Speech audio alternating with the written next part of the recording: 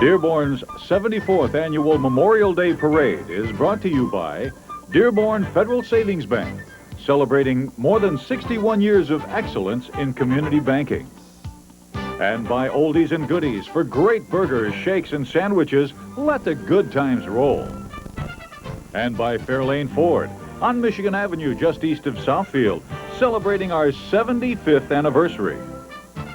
And by Howe Peterson Funeral Homes, serving the community for 125 years, sharing in services that celebrate life. And by Linda L. Gibson, your American Express financial advisor. Let Linda help you make smarter financial decisions. And by A. Ross Heating and Cooling. Heating and cooling Dearborn with Carrier products since 1961. And by Armada Gas and Oil, marketing for the British Petroleum Oil Company in southeastern Michigan. We keep you moving. And by Sam Baydoun, top agent for Century 21's Dearborn Heights office. And by the men and women of the Ford Motor Company, who remind you to buckle up. And now, live from the steps of Dearborn City Hall, here's Russ Gibb and Jackie Kaiser.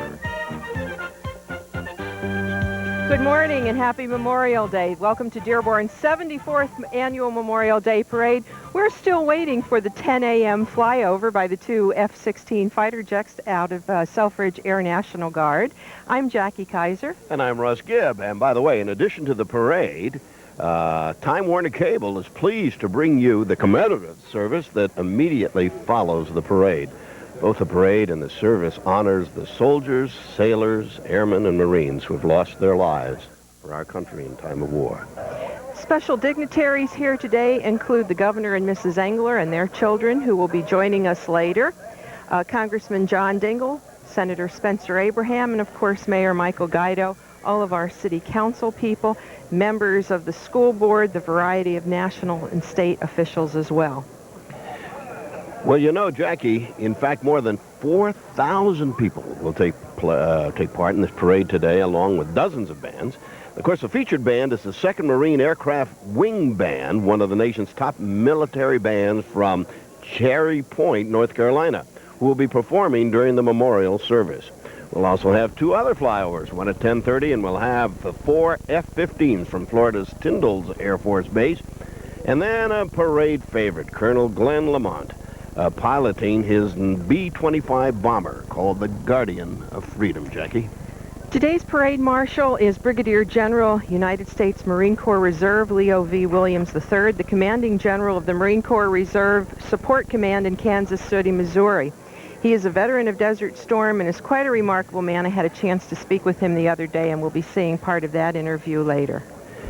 Today's parade chairman, Jackie, are Dave Dumas and George Harvey. Dumas is a World War II Navy veteran and has served, I guess, as parade chairman several times. He was Dearborn's Veteran of the Year in 1987. Harvey served in the Army during the Korean War and was accorded two Purple Hearts, one for being wounded in the Battle of Pork Chop Hill, and he has chaired two parades and was Dearborn's Veterans of the Year in 1984. Both men work with the staff of the City Resource and Information Department to line up all the parade participants in today's great, what is our 19th or 18th? This is our 16th, I believe, parade. Seems like 19. Actually, the Dearborn Allied War Veterans Council is responsible for putting this parade together, and the veterans have observed Memorial Day for many more years than we've covered the parade. Here's the history of the Dearborn Allied War Veterans Council. Memorial Day, or as some people call it, Decoration Day, can be traced back to 1868, when veterans of the Civil War declared May 30th as the day for the Grand Army of the Republic to honor its war dead.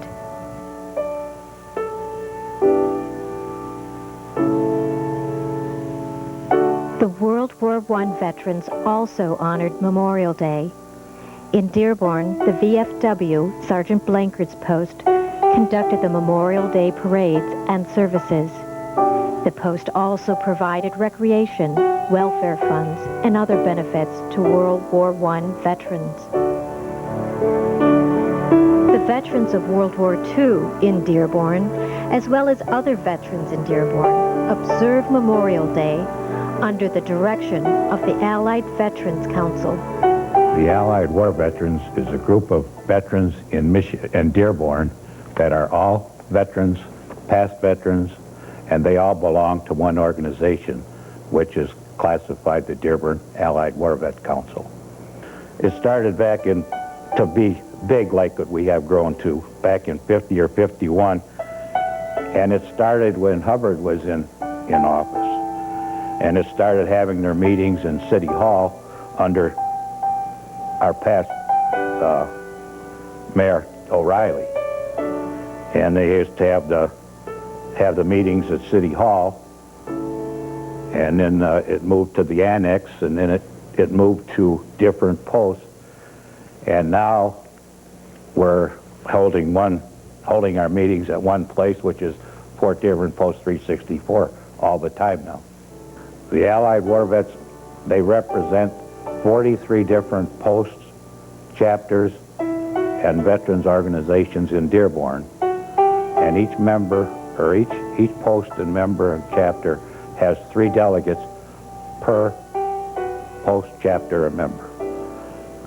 The objective of this council shall be to promote the welfare of the organized war veterans of Dearborn, to coordinate the efforts of the various posts and chapters in all civic matters and patriotic demonstrations, to foster a spirit of true comradeship among the veterans organizations of Dearborn, and to promote and foster the development of patriotism and true alliance to our flag and country.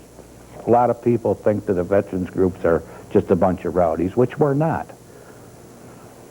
We have more than what people think. We have Boys State we have Trooper School, we have scholarship funds throughout the organizations, and community activities. And I'd like to see myself personally that some way that we could get the people in Dearborn educated as to what the veterans organizations are really all about.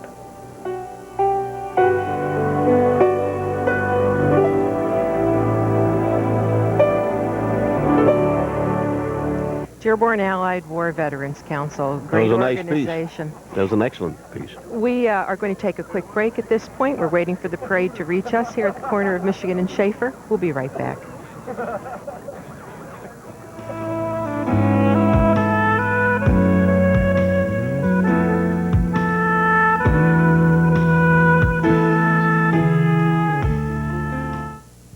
A solid community deserves a rock-solid bank.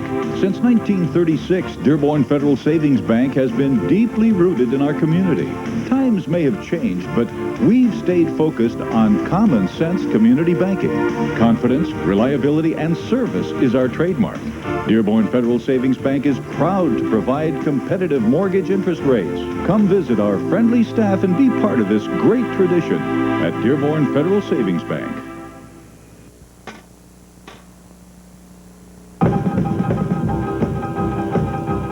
Take a trip back in time at Oldies and Goodies, where the atmosphere and food capture the style of the 50s. Bite into our BB King spicy chili burger, vegetarian burger, turkey burger, or shake it up with 32 flavors of ice cream and yogurt.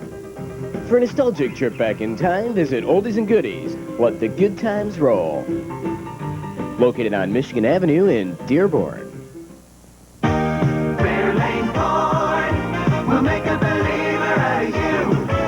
Believe this, Fairlane Ford on Michigan Avenue east of Southfield in Dearborn is celebrating 75 years by giving away a new Mustang convertible. Stop by Fairlane Ford and register. You could be the lucky winner. Fairlane Ford is also giving away an Expedition. What a great way to celebrate. Stop by and register today. Fairlane Ford on Michigan Avenue, just east of Southfield in Dearborn. Funeral services should be personal, special, because the loved ones we remember are special. For 125 years, the Dearborn community has allowed Howe Peterson Funeral Homes to share in services that celebrate life, to work together with you to make memories that are a tribute to those we love. 3 generations of our family want to thank you for trusting us with your family. Howe Peterson Funeral Homes, 22546 Michigan Avenue, Dearborn, Michigan. And welcome back. We were talking about the Dearborn Allied War Veterans Council and how hard they work to bring you this parade every year. We interviewed parade co-chairman George Harvey and Dave Dumas, 2 wonderful fellows. They're going to tell you about the Memorial Day Parade. Memorial Day Parade is an ongoing program from year to year. It's a lot of work because organizations that are invited to participate in this parade, some of them out there have to be invited 2 years before our parade even is put together. There's many letters that are sent out inviting people. There's a numerous amount of correspondence that has to be taken to send out. There's a lot of work going in for the actual day that then consists of your police department out there, your city department of public works have to put up barriers and stuff to make sure the parade members are safe. There's a numerous amount of people involved in the city, from the city hall all the way down to the last veteran that marches in the parade. We have some flyovers come out of the Yankee Air Force base up here at Willow Run. We have some flyovers that came one time from Battle Creek. They have World War I planes. We have Hueys come in and fly over. And if you notice in our parade that the planes that came in from Florida, they fly over our parades, and the Huey goes over to Selfridge Air Force Base, picks up the pilots, and we end up putting them back in the parade. And they're in the cars as they go by in our parade. We've had over the years many outstanding organizations like the Old Guard out of Virginia out there, the 3rd Infantry Division. Those are the ceremonial guards, are the ones that are on duty at the Tomb of the Unknown in Washington. Their ceremonial guard wears uniforms from the Colonial Revolutionary War. It's one of the most outstanding parade units in the country. They've been to our parade. There's other organizations. We had the paratroopers out of Fort Campbell, the 101st Airborne Division, that jumped here at one of Memorial Day parades. And these kind of organizations coming here brings the people out to want to watch this because it's an added attraction to the Memorial Day parade. I'd like to tell people about the parade. When you go down and you see that 1st Division walking by, which is strictly the veterans, which is strictly the units from the Allied War Veterans Council. And if you notice in there that you see some of them right now, World War II, a lot of cars, no walking anymore because they're getting old. And if you notice when you come down to the Vietnam veterans, some of them old timers sitting in that car are looking back, and that's their children. That's their boys that were in Desert Storm and in Vietnam. And it isn't going to be too long before the Vietnam veterans are going to be looking back at their kids. It is us that are living out there that have to keep this holiday sacred. We also have to teach the children today just exactly what Memorial Day is. It's the day we pay homage to those who made the supreme sacrifice in order that our country will maintain freedom. We have to teach the children out there the meaning of Memorial Day, and the only way we can do this as ex-veterans out there is to make sure that this day is kept sacred. That's an obligation that I assumed a long time ago. And welcome back. You can see that the parade has reached us here at the corner of Michigan and Schaefer, and you're seeing there the Dearborn Police Honor Guard. Inspector Michael Sturm is the commander.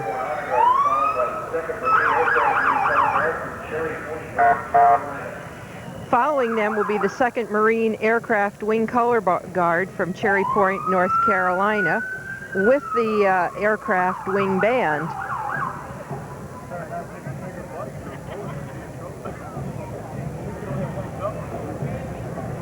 It's the Police Honor Guard.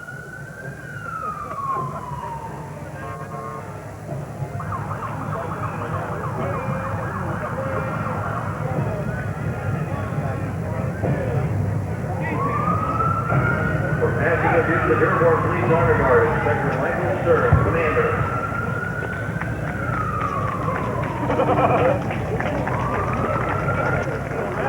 Dearborn Police Honor Guard.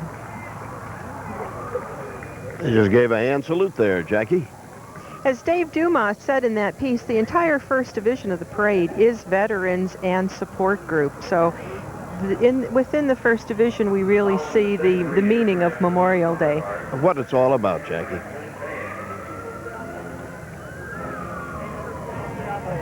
You're hearing the sounds of the 2nd Marine Aircraft Wing Band. Chief Warrant Officer Alexander K. Gray is the director of that group.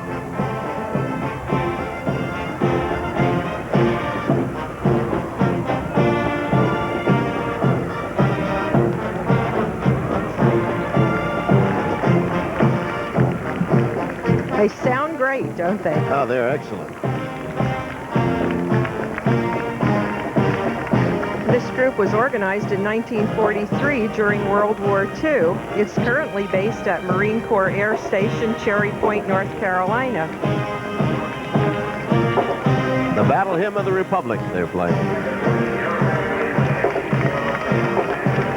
Getting a big hand from Yes. the audience here today. The people lining the parade. Well, the color guard looks wonderful.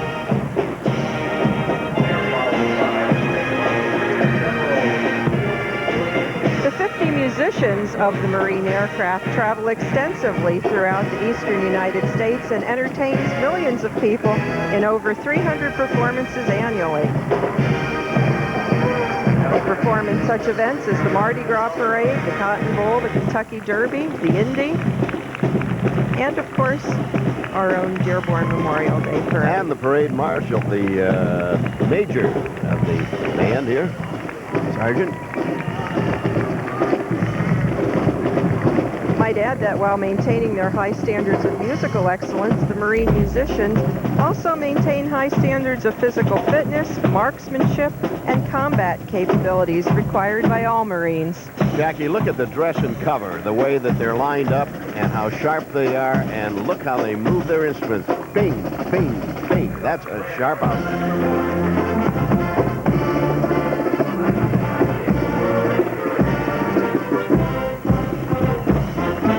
And there's our parade marshal, Brigadier General, United States Marine Corps Reserve, Leo Williams III, the commanding general of the Marine Corps Reserve Support Command in Kansas City, Missouri.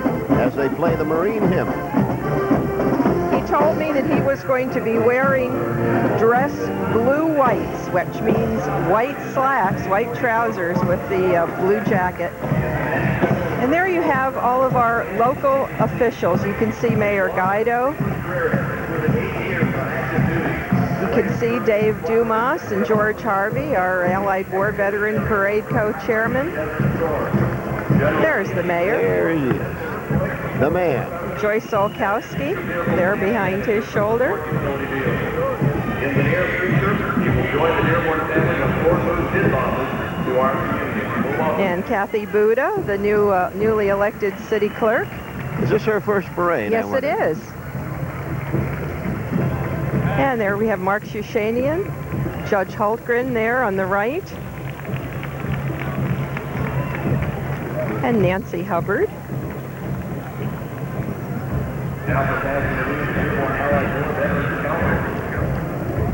Doug Thomas.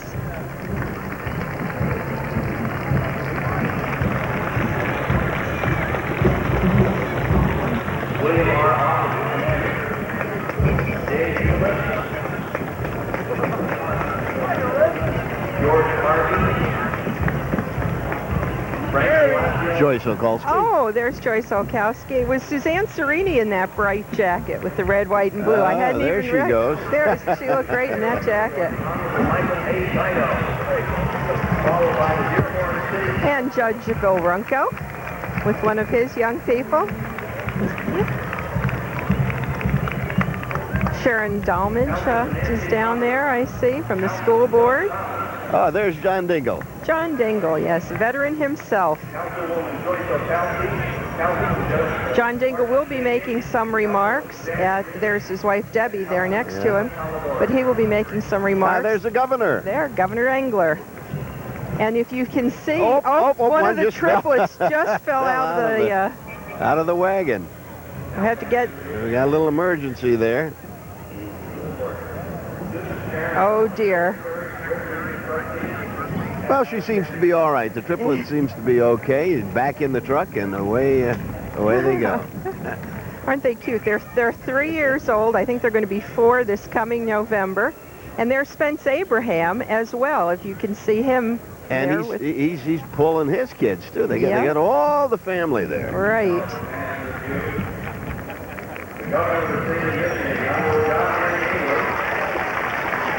And the Engler triplets are Madeline, Hannah, and Maggie. Yep. There they are, There's the Spencer triplets. Abraham. You can see the back of him there. And there. Also, Congressman John D. Dingell and Mrs. Debbie Dingell. That's John Knappman. He's running for Agnes Dabrowski's seat, Dearborn Democrat.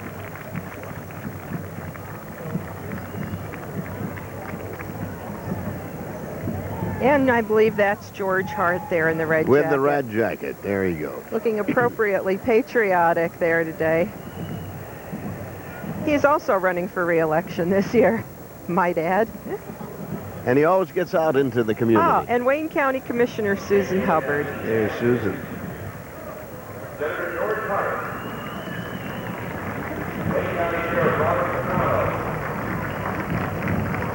Oh, Wayne County Sheriff Picano's in that group of people, too. Wayne County Commissioner Susan Hubbard.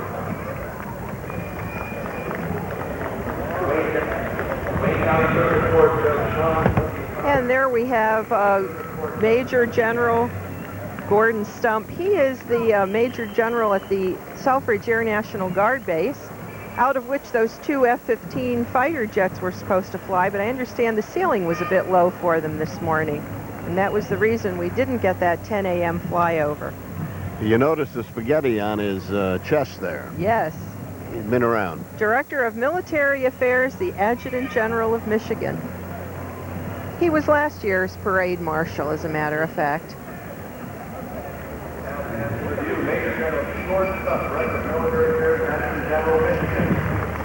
And we have the start now of the 1st Division. This is the 82nd Airborne Division Association, 101st Airborne Division Color Guard. Jim Etherton is the commander.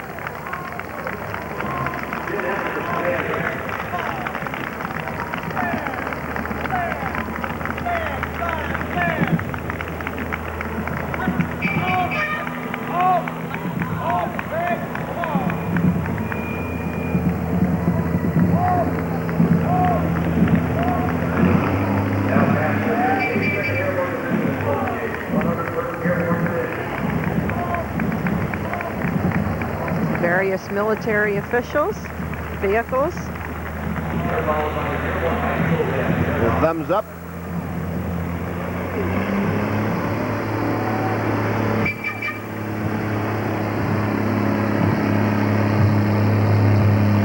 These trucks are a little stinky down here. Yeah, that's a diesel, all right. Ah, Russ, there we have your band, your Dearborn High School band. Yes, is approaching us. Yep, under Jeff Oshanok, their director. This is the first of the high school bands we'll be seeing today. This is their new uniforms, Jackie, looking very, very sharp there. The Pioneers, the first high school in Dearborn.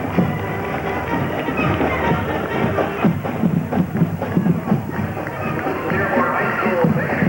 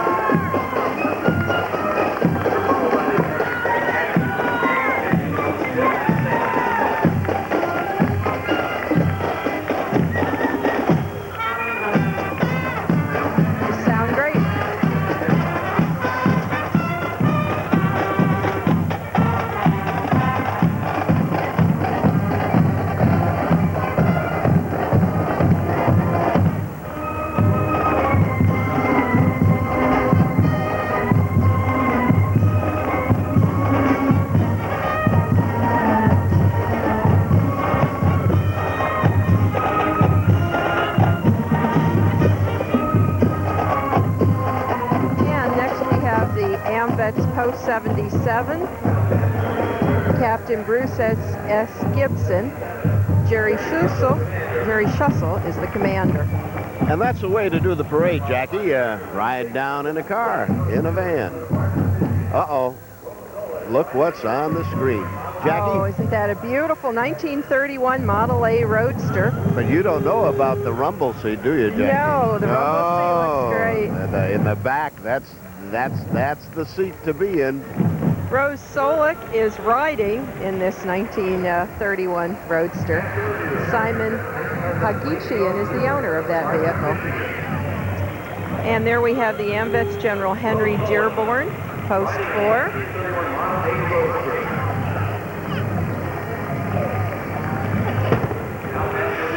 Michael Barrett is the commander of that group.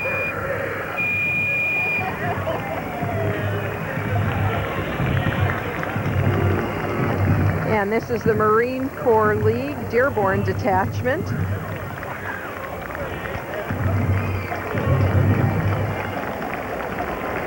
Philip Smith is the commandant. This is Marine Corps League Dearborn Detachment. Philip Smith, commander.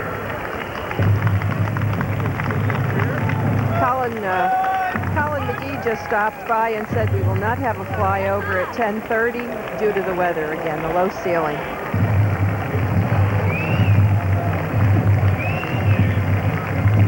And here we have the Vietnam Veterans of America, James Heward, Chapter 267.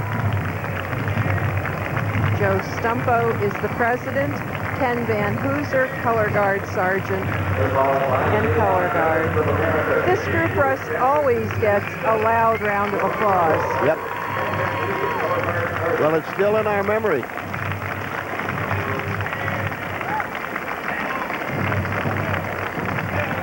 They may have been forgotten during the war, but they haven't been forgotten. No, they haven't.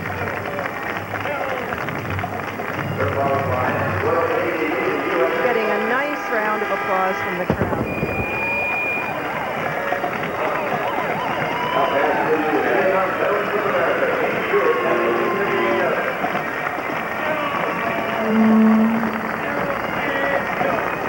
And this is the Royal Canadian Legion USA, Post 92. Andy Hutton is the commander.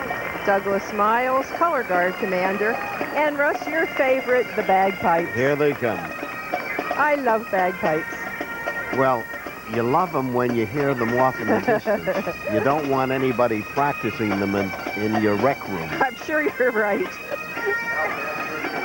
Oh, they look wonderful. Royal Canadian Legion USA, Post 92. Passing in review. The question has never been answered about what's underneath the skirts. Well, you won't tell us. No, I'm not going to tell you. You're going to have to find out, Jackie. Okay. This is VFW West Dearborn, Post 2107. Wally Wickham is the commander. Well, this is their color guard that you're seeing.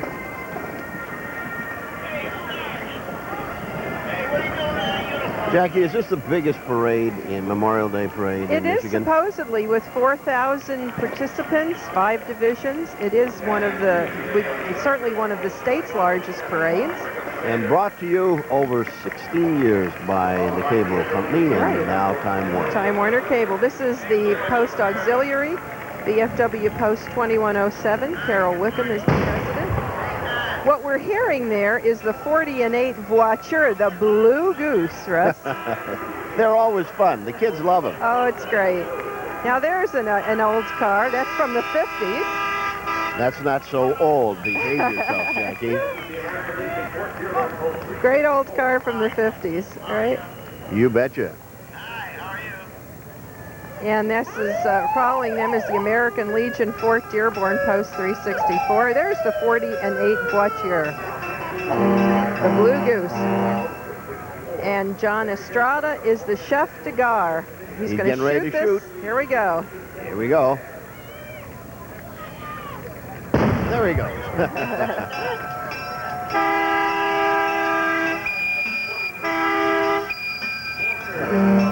Veterans of World War I.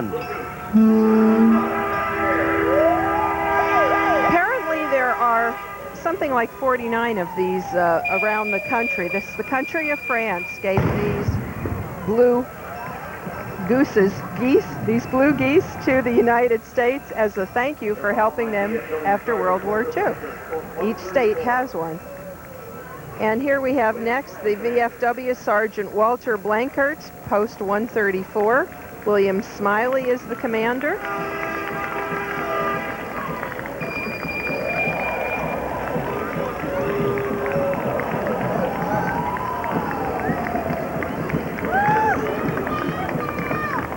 Yes, looks like we got several parades coming down now, several groups coming down. This is all part of Sergeant Walter Blankert's Post 134.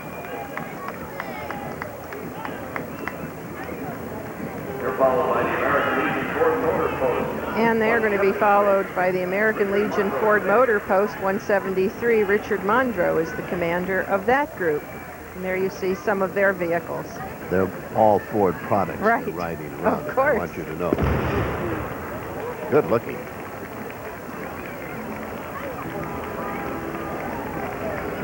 Now after the American Legion Ford Motor Post 173. And coming up, you're starting to see VFW Lieutenant Archie Kelly Post 1494. Joe Terry is the commander. And there will be 5 Humvees as part of that group, provided by the headquarters company.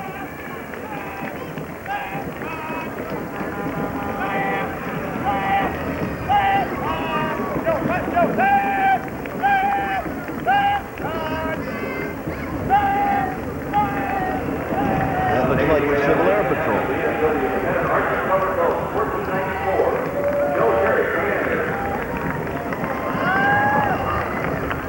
You see some of the auxiliary.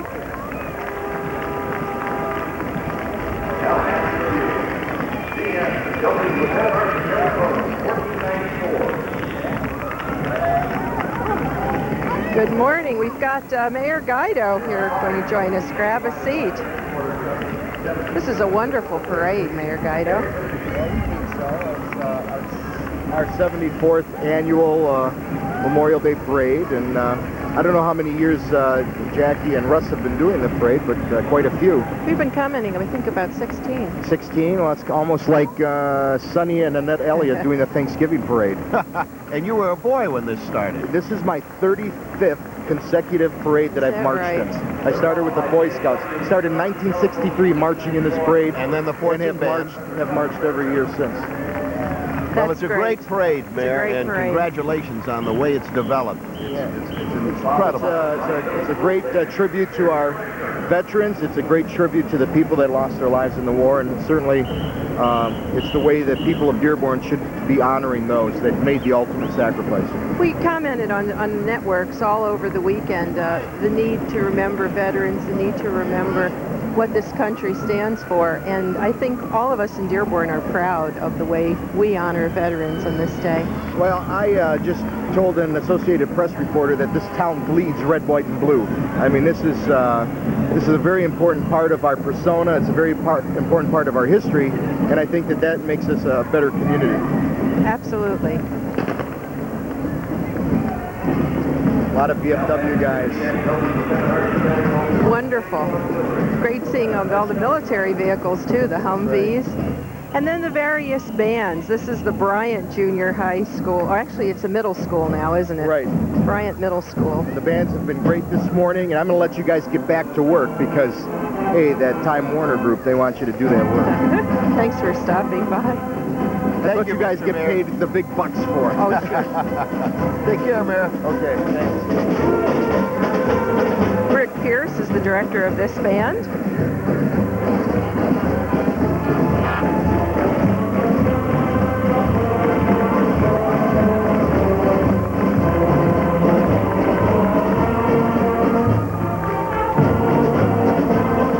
And here we have DAV Corporal E&M Gray, Post 51.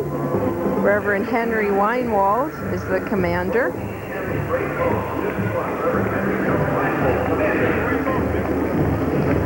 And they will be followed by the Ian Gray Auxiliary. Susan McAnay is the president of that group.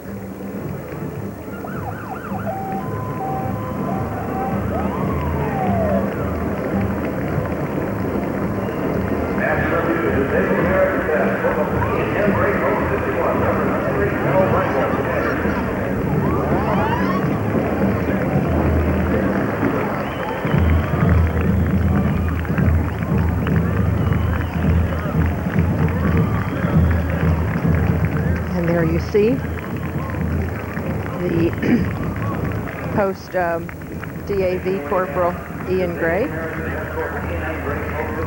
post 51.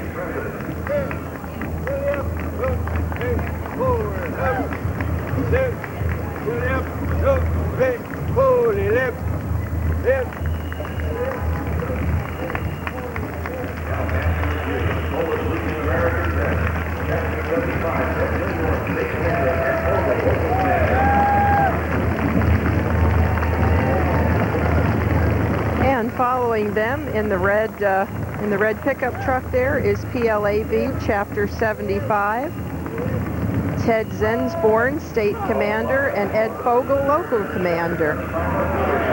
And the PLAV Chapter 75 Auxiliary, Joanne Minoski is the State President, and Ann Probin, the Local President.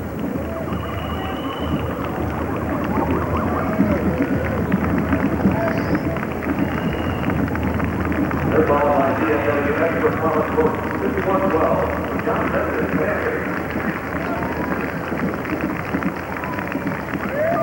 VFW Esper Plavet, Post 512. John Benzik is the commander. And I want to mention something about that Esper Plavet post. The standard bearer for that group is a man named Thaddeus Sobre, and he's not missed a parade in 53 consecutive years. Quite remarkable.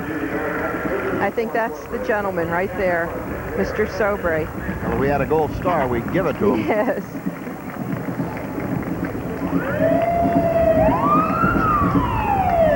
American Ex-Prisoners of War, Wolverine, Chapter 1, Dick Bear, Commander. And then we have the Military Order of the Purple Heart, Chapter 75, Robert Burns, Commander.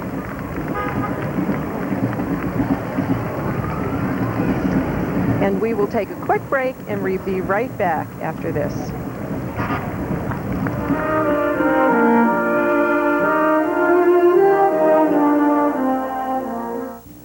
Recycling is a way of life, and today at Ford Motor Company, each car and truck contains many parts made from a wide variety of recycled materials.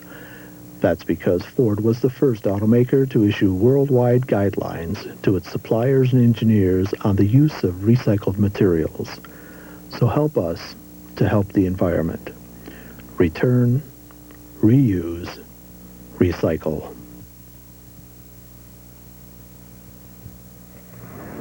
Well, welcome back to our Memorial Day Parade here, brought to you by Time Warner Cable, Jackie Kaiser, and yours truly, Russ Gibb. And there we've got the, coming up, the Catholic War Veterans, Post 1540. Edward Raymond is the commander of that group. Catholic War Veterans, Post 1540. Edward Raymond. And coming up for us is a wonderful group. Oh, this is all part of the Catholic War Veterans, Post 1540. This is the group that I was going to comment about. The 70th Division U.S. Army Band. Chief Warrant Officer Robert Sherman is the director. This band is comprised of some 30 professional musicians serving our country on a part-time basis in the United States Army Reserve. We will hit the dusty trail. Don't they sound great? Sun go rolling along.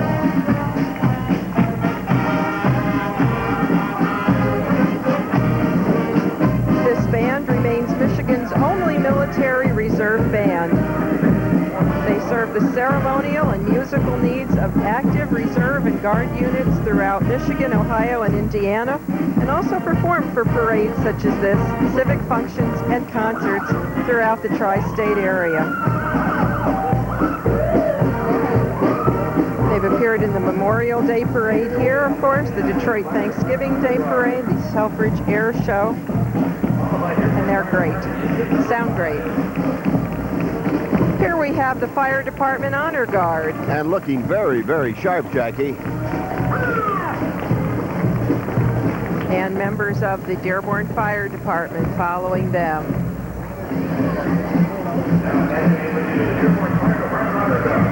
This is the start of the 2nd division of the parade. And here we have the engine number 5, which is a 1992 Seagrave 50-foot tail squirt with banner in memory of Captain Raymond W. Barron and other fallen Dearborn firefighters. And there you see Sparky, the fire dog. And we're going to take a quick break. We'll be right back. Dearborn's 74th Annual Memorial Day Parade is brought to you in part by Stephen Bernard Jewelers in the 222 shops for distinctive jewelry, superb quality, and invaluable experience. And by Capri Bakery for the finest pizza, baked goods, and sandwiches on Greenfield, just north of Michigan Avenue.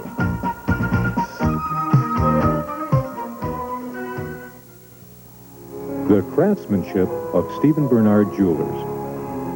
Creating custom-designed works of distinction, bringing life to diamonds, colored gems, and rare fantasy-cut stones from Bernd Munsteiner. Fashion jewelry from Judith Jack, or unique designs to suit individual tastes. From stylish originals to timeless classics, shop Stephen Bernard Jewelers for distinction, quality, and experience. The delicacies of Italy are available right here in Dearborn at the Capri Italian Bakery. We offer the very best in Italian breads, rolls, whole pizza, and pizza by the slice. Italian specialties such as cannolis and sausage rolls, and everything you need to create your own Italian feast are available too. Our breads are made fresh daily from the finest ingredients. Wonderful fresh bread, fabulous desserts, friendly service, and more await you at the Capri Italian Bakery. And welcome back. I think we're seeing here the Exchange Club of Dearborn Police Trailer. You often see that over at Homecoming and at a variety of special events around town. The Exchange Club of Dearborn's president is Len Renier. And they usually pass out flags, and there you see a young person holding a group of flags.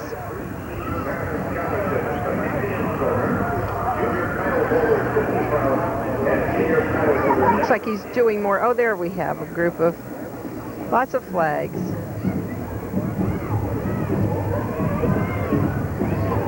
And this is a preteen American Scholarship and Recognition Program. Junior title holder, Tiffany Prout. Senior title holder is Jennifer Stanton. There they are.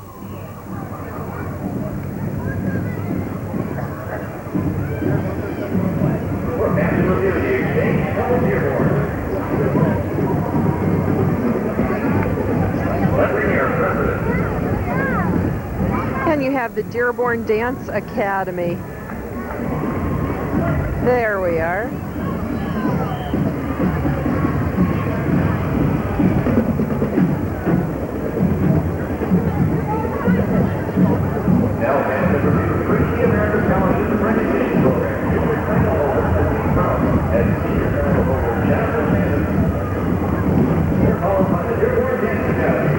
They're going to do a little twirling exhibition for us, Russ.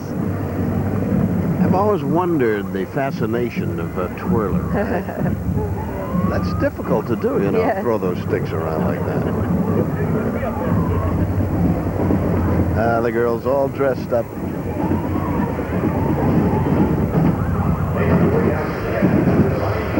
Isn't she cute? Beautiful.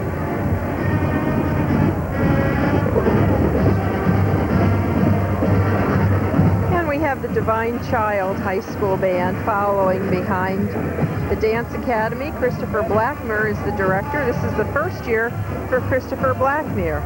Last year we had the last year of Leo Talio, who had been the director of that band for many, many years. Band sounding very good, Jackie. Divine Child.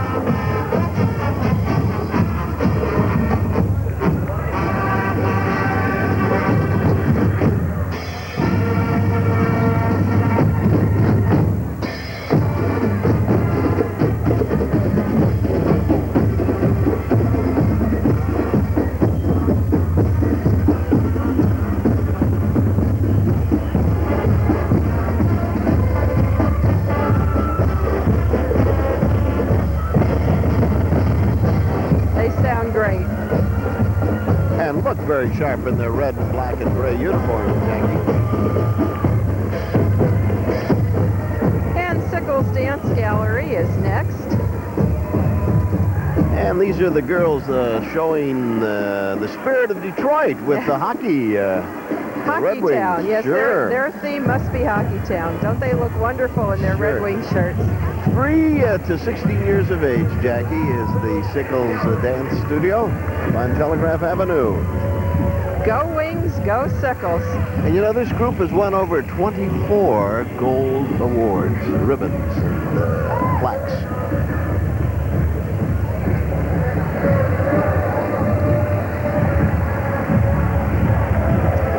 This is all part of Sickles Dance Gallery.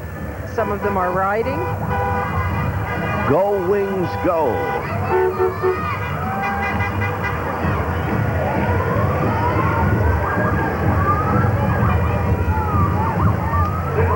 I would think that the Sickles Dance Gallery is a big fan of the Detroit Red Wings. Yeah, there's Miss Metro Detroit.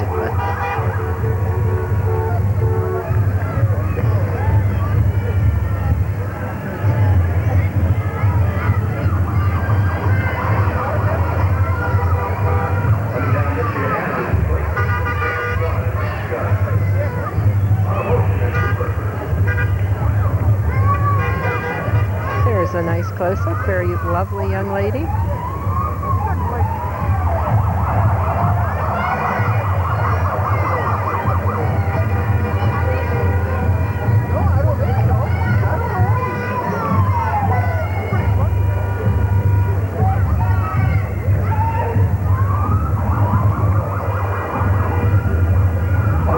And Automotion and Hooper, this is the Detroit Pistons Dance Squad. I don't know if we're going to see the Detroit Pistons Dance Squad dance, Russ. Well, I'd like to see that, Jackie. They're called Automotion and Hooper. And that must be Hooper.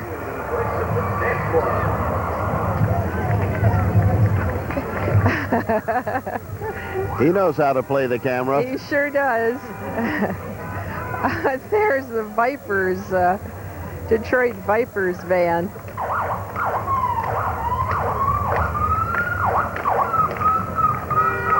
And this must be Miss Junior America City Queen. And I had a convertible like that. That's a 40, wait, that's a 50, I think a 57 or 67 Ford convertible. I have one just like it. Oh, it's great. Great vehicle. And we have our DARE vans, the police DARE unit, drug abuse resistance education.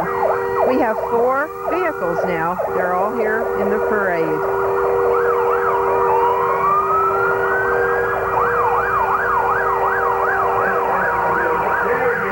Nice to have horns, Jackie. You can get some attention with them. The Memorial Day Parade from Dearborn, Michigan, coming to you. We are starting the scout troops now. Obviously, this is Pack 1111. Lots of scout units coming next.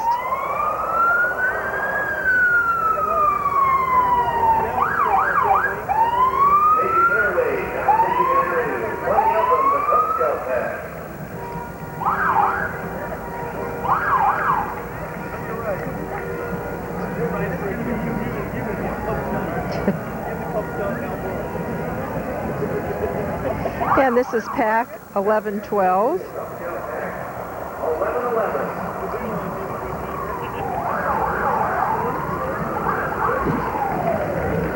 There you go.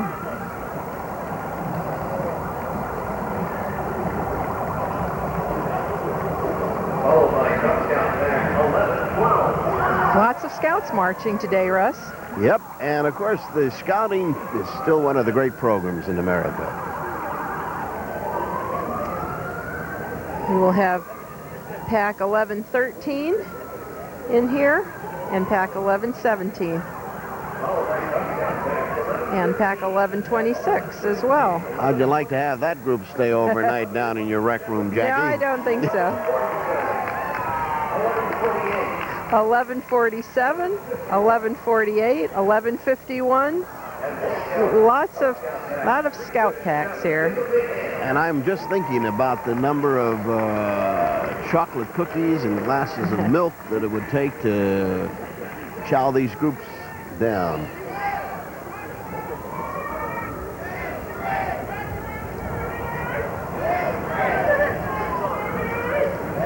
Hey, Dad, look at me. I'm in a parade.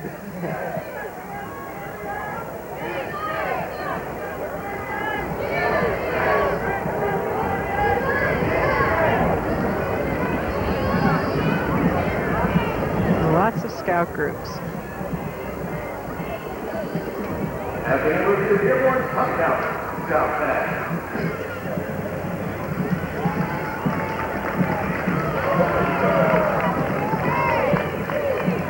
Taking his job very seriously. And now we have some of the Girl Scout groups as well. I just finished up my Girl Scout cookies just this morning, Jackie. Did you? And they're good.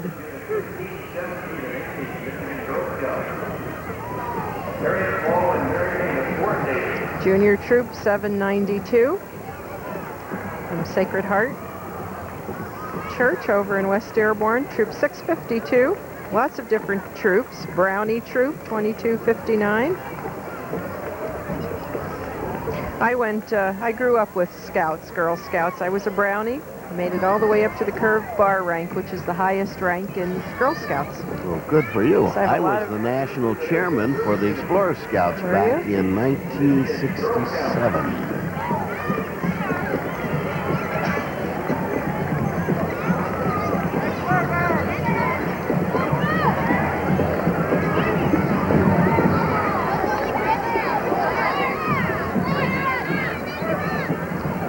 I say 67, I meant 76. My mind's going, Jackie. Colorful banner. They look wonderful.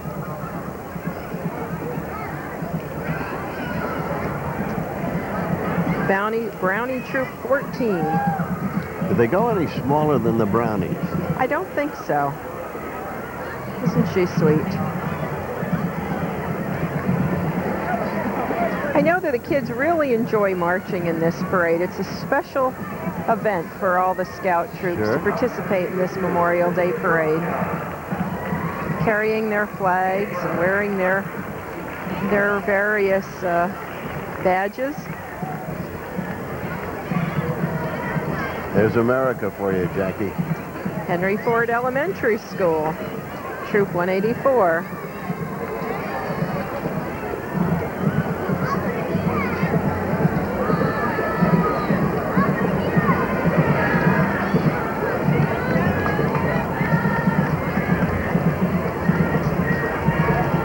Now, Jackie, the parade will replay today several times. Oh, right? yes, we will be replaying it. We will be replaying it as well in the next few weeks.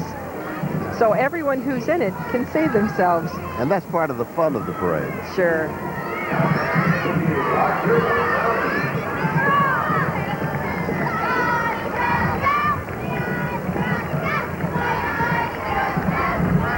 They're doing a little chant for us. You can hear the mighty, mighty Girl Scouts.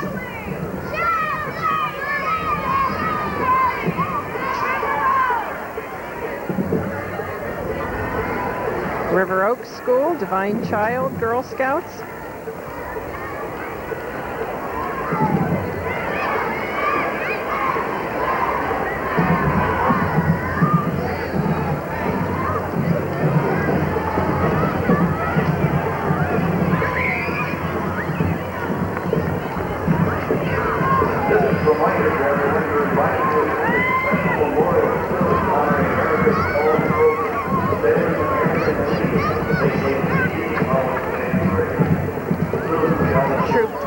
I missed that one. They're all waving, though, waving their flags.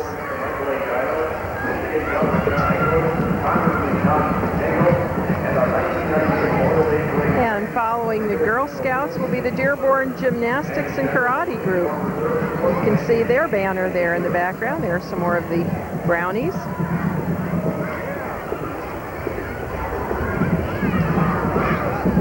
Troop 1616. You know, Jackie, not one of them came up and offered to sell us some Girl Scout cookies. I think they're all sold out. Doggone it.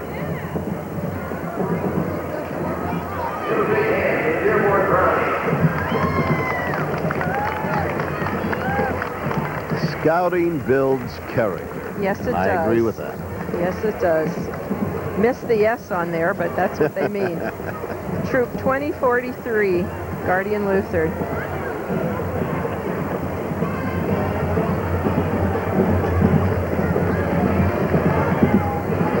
There's the Dearborn Gymnastics Group. This is gymnastics and karate. There's the Guardian Lutheran School, the Scouts.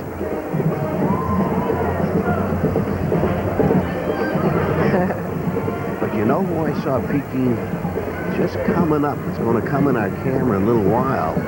Is the Fortson Band. There's the Fortson Band is kind of special this year. This is Phil Hespin's last year. Yes, he's going to become a consulate. Yes. Here's the Dearborn Gymnastics and Karate Group. Oh my, look at that, Russ. Well, I did that this morning. That's my exercise routine. Is that what you do every morning? I do that every morning. Yeah, I think he...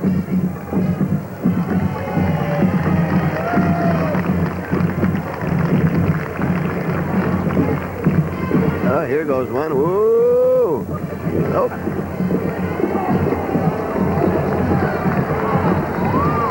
Oh, look at that. I hope the Band-Aids are handy. Must be hard doing gymnastics in the street. Wow. I'm impressed. I hope they have gloves on.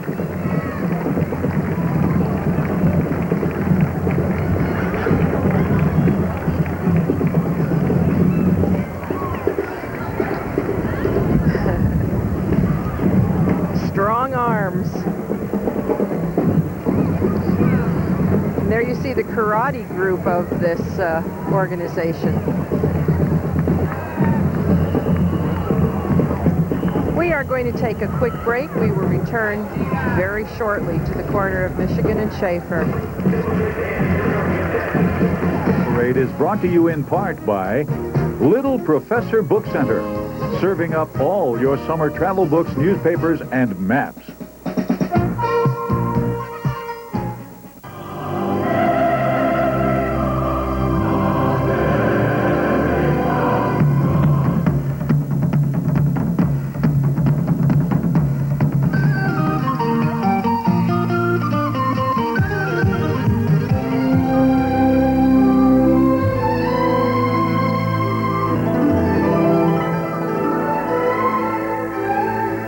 For the best in travel magazines, books, and maps, visit Little Professor Book Center.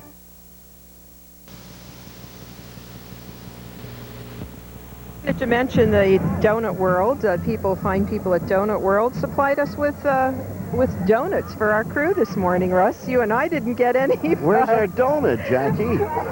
I don't know. We didn't get any donuts, but Perez and Lila Hernandez did supply us with donuts, and we thank them very much for that.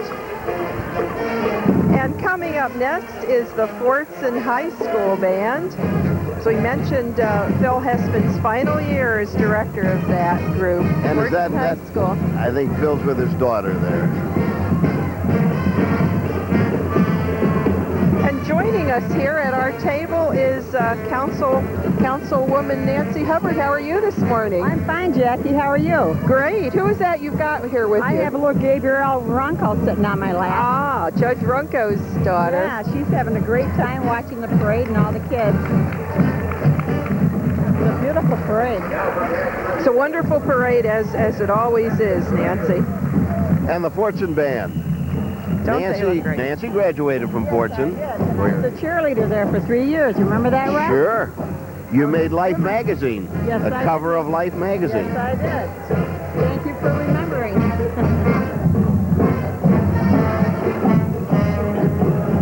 Gabriella, how old are you? Gabrielle, how old are you? 6. Very good. She's 6.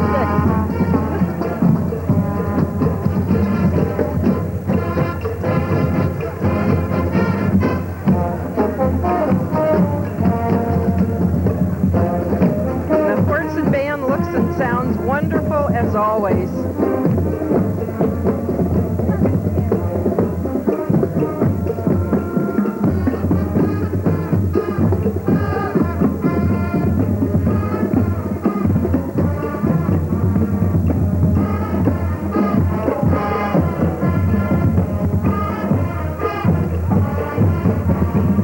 I notice our cameraman is in rhythm with the band. He's marching with the Fortson Band. And we have Janet's Twirling Sweethearts next. And of course they can twirl in rhythm to the Fortson Band.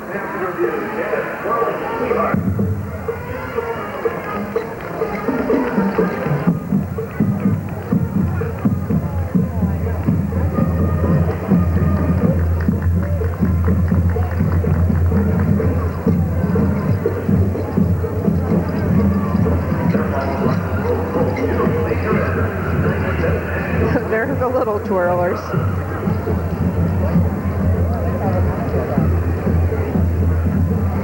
And this is the world's most beautiful majorette. Could that be? No, I don't think so. The International Parade Majorette, Lynette Leinbach. Beautiful young lady.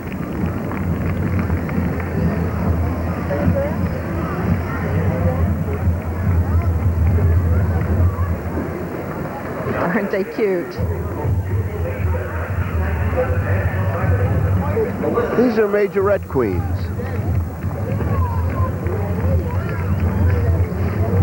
World's most beautiful majorette is Melissa McDonald. I'm not sure if this is...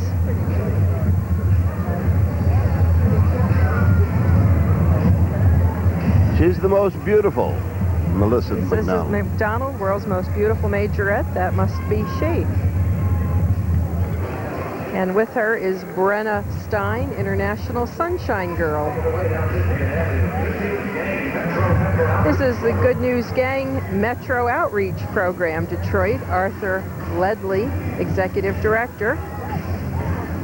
And coming along with them are the Sesame Street characters. And I'm always up for good news, Jackie. Yes.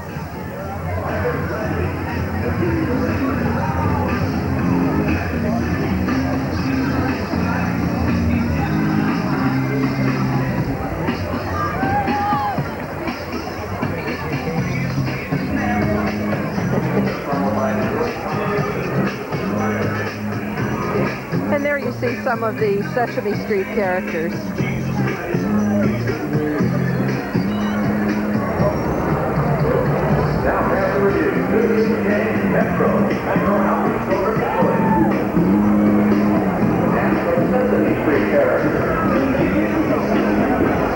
And here we have Detroit College of Business with Mr. and Miss Detroit College of Business. They'll be coming up.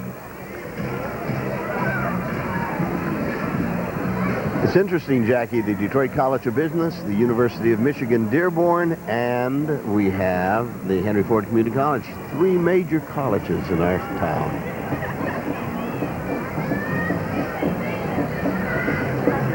And there we have the Mr. and Miss Detroit College of Business, Jermaine Buckines and Jody Bonner.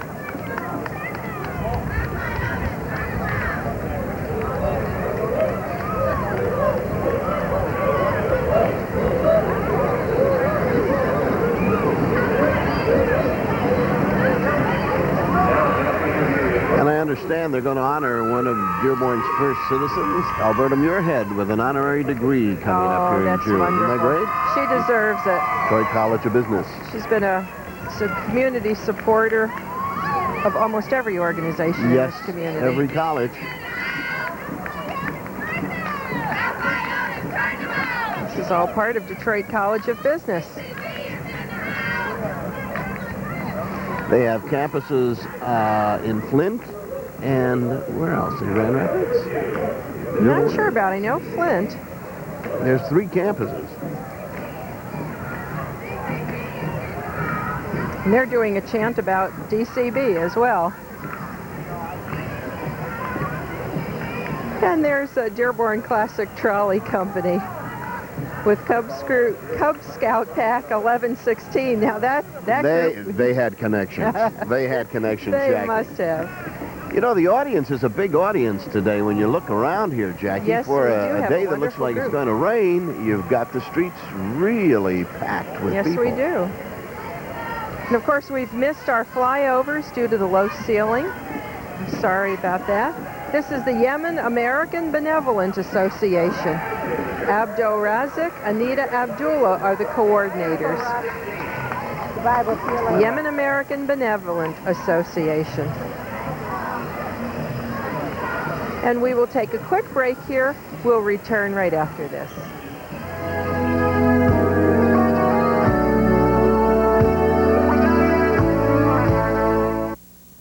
A solid community deserves a rock-solid bank.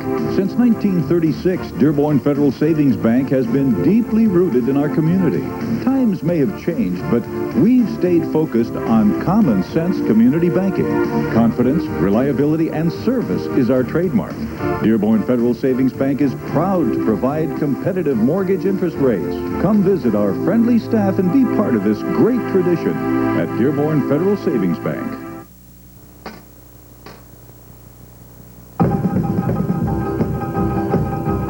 Take a trip back in time at Oldies and Goodies, where the atmosphere and food capture the style of the 50s. Bite into our BB King spicy chili burger, vegetarian burger, turkey burger, or shake it up with 32 flavors of ice cream and yogurt. For a nostalgic trip back in time, visit Oldies and Goodies. Let the good times roll. Located on Michigan Avenue in Dearborn. And welcome back. And you see here the Yemen American Benevolent Association, some of the young people doing dance. Well, it's very modern dance, actually. They could be at Dearborn High, Fortson, or Etzel doing their dancing like that. Rock and roll. They look great. There's a lot of pride that goes into all of these national dances, whether it's the Yemen, Polish dancers, we've had Italian-American ones. They're very proud of that.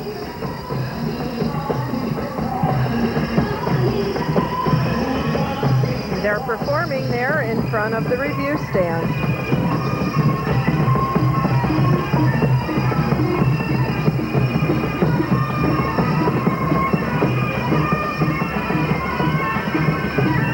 And we start now the 3rd division, which is the Masonic contingent. And we're going to turn the microphone over to Jean Pisha, who is the announcer for this group.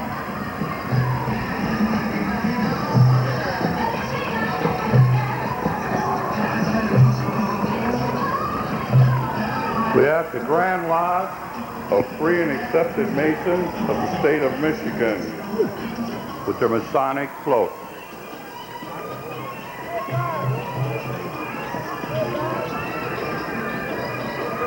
We have the Almato Grotto represented with their float. We don't have the Royal Arch Masons or any of those. I don't see them here, so I'm just going to dispense with this and go in with the shrine. Yes, sir. Because they're not here. We've got the Masonic guys in the... That's it. Can they hear me? Do that. Okay.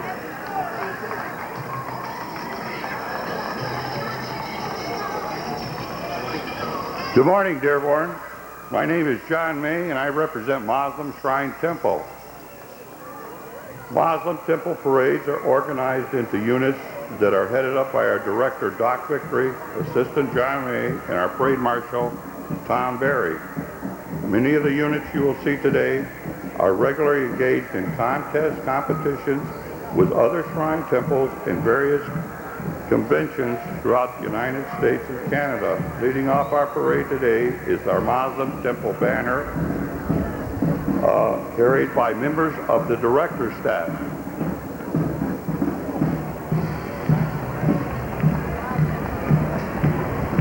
Next up, we have the Legion of Honor, Commander Dennis Koski. These nobles are all veterans of the Armed Forces of the United States.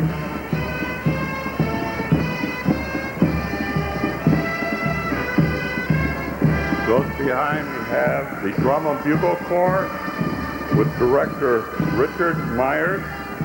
Muslim Temple's Marching Drum and Bugle Corps have won many awards in shrine competitions.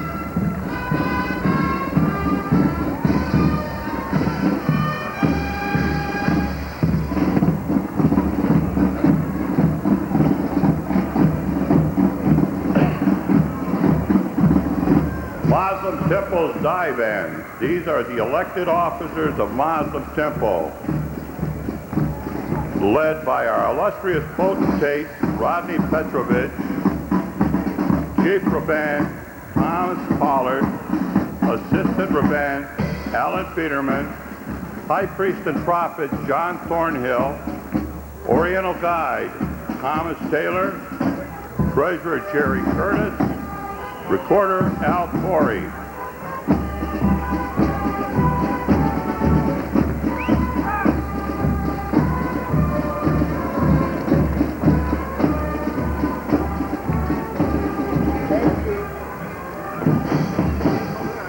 Next up, we have our director staff, Director Chuck Thorpe. The director staff produces and directs all Muslim Temple ceremonies. The Arab Patrol, Captain Donnie Beaver, an award-winning marching drill team well known for its precision marching.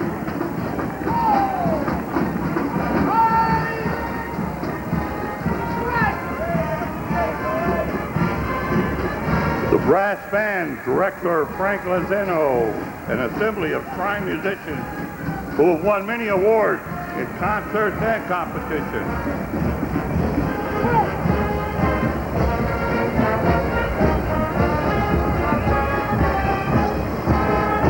The reception unit, Director Bob Chappie, a group of nobles who provide the official greeting and ushering for all functions at Muslim Temple activities.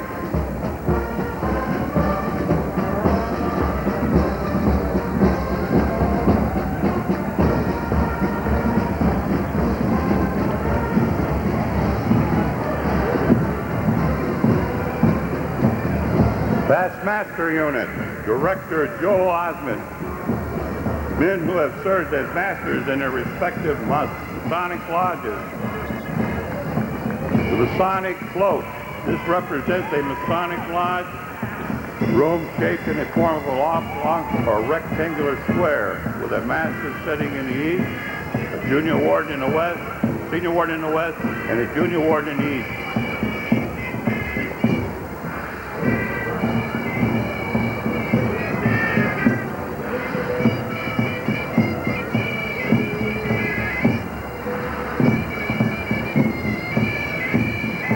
The Oriental Band, Director George Empson, a group of nobles wearing Arabian dress and making strange music with their muskets and drums. This band has won many trophies in various competitions.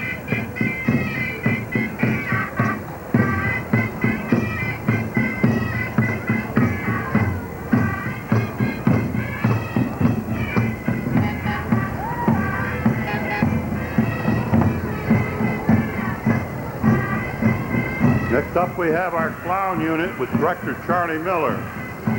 These are the same famous Muslim temple clowns who bring fun and laughter to the hearts of the young and old alike in parades, circuses, and hospital visits. Let's give a big hand, ladies and gentlemen. They work hard at this.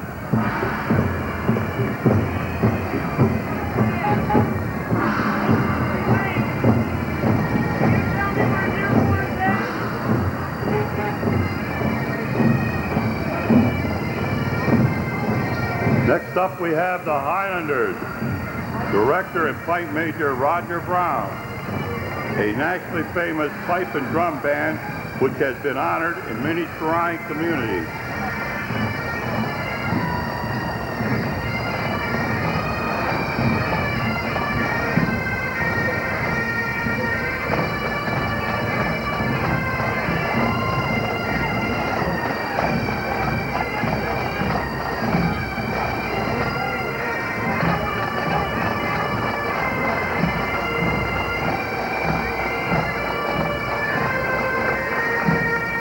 Next up, we have our child care unit with director Charlie Taylor.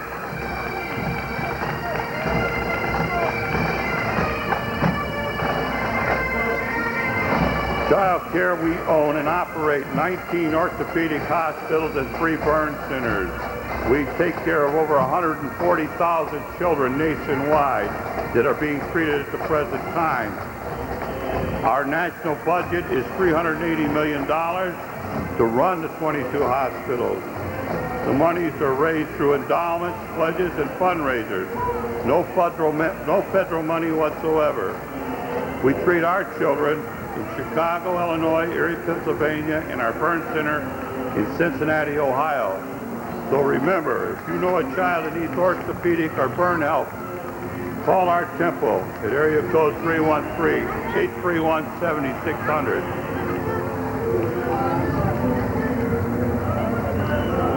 And there we have quite a lot of the Muslim Shrine performing units. We will be back with you right after this.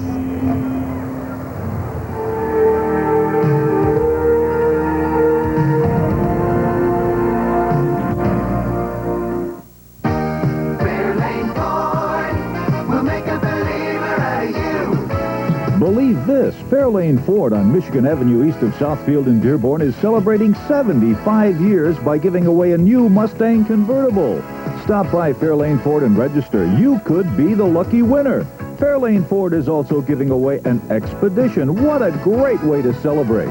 Stop by and register today. Fairlane Ford on Michigan Avenue just east of Southfield in Dearborn. Funeral services should be personal, special, because the loved ones we remember are special. For 125 years, the Dearborn community has allowed Howe Peterson Funeral Homes to share in services that celebrate life, to work together with you to make memories that are a tribute to those we love. 3 generations of our family want to thank you for trusting us with your family.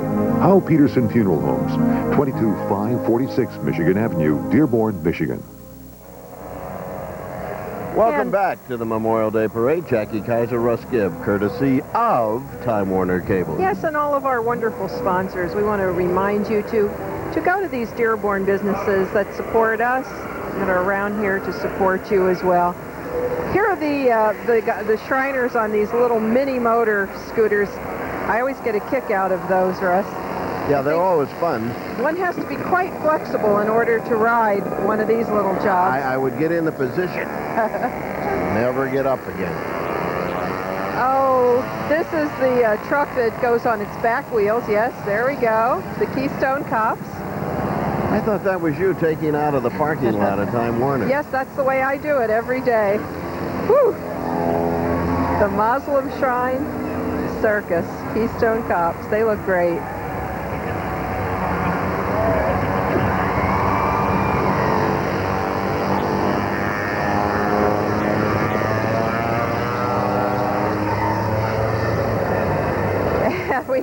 We have all kinds of motorcycles coming along Michigan Avenue. Little ones, big ones.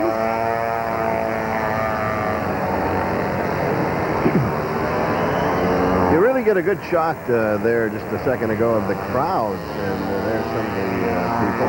Oh, and there's one of the Shriners talking with probably somebody in his family. Yeah, he gave him a little kiss on the forehead. Right. And while we're waiting for these motorcycles to approach us, we will take another quick break.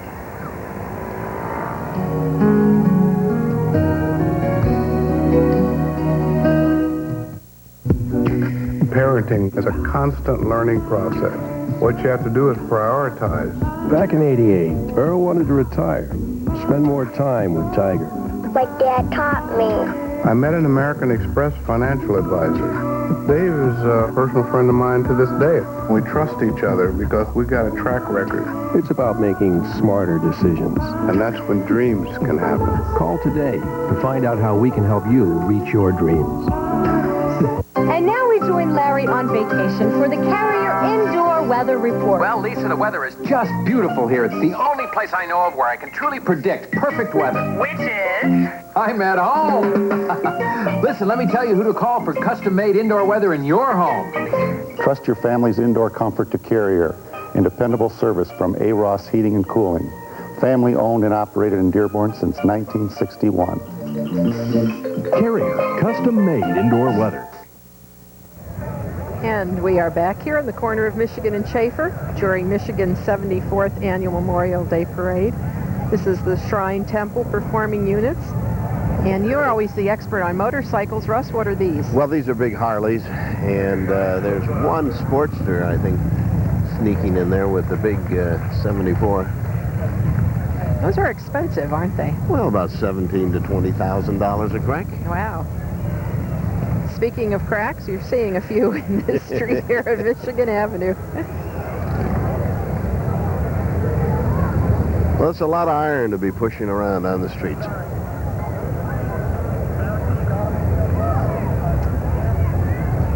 And this is a second group of cycles. I believe these are these the Hondas that you're seeing on the screen, Russ?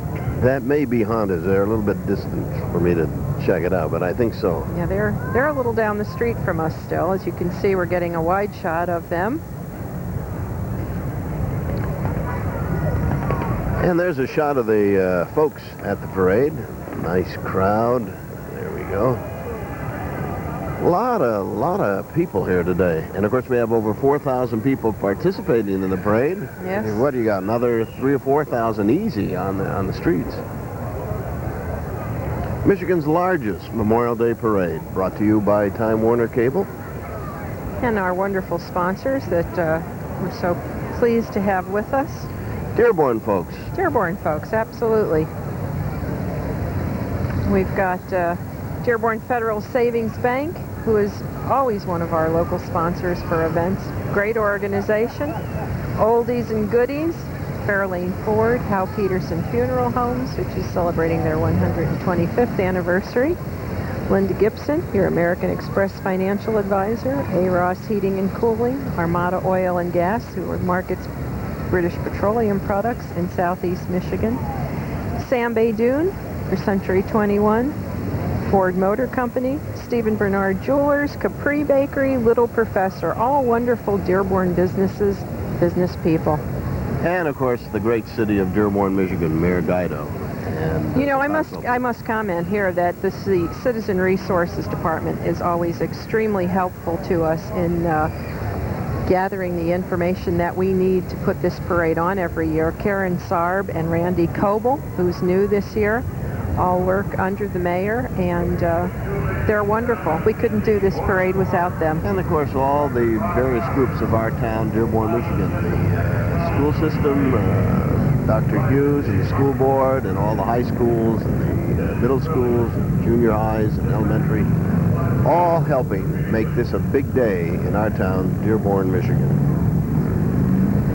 There you see this motorcycle group doing some more of its thing. They're going to come straight up the street. Well, these are big bikes.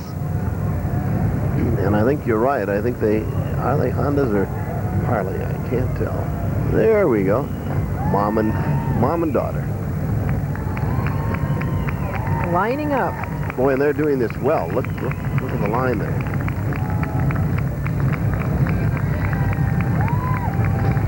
By the way, those color tractors are all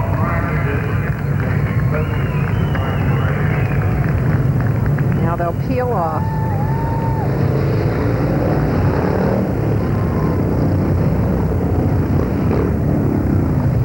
They're going so fast I can't tell what kind they are. They may be They're Harleys. It says Harley Davidson. I saw on the back of one of them. But you're right, they are going by pretty quickly.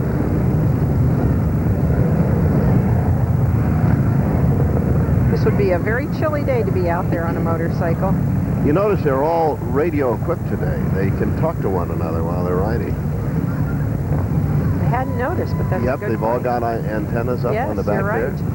I don't know if they have their mics on, but they certainly can do that when they have their helmets on. And they all own these bikes, don't they? These people own these bikes. And this is a volunteer organization. And you can see we have a little bit of a break in the action. So let's go to some We will take a break. commercials.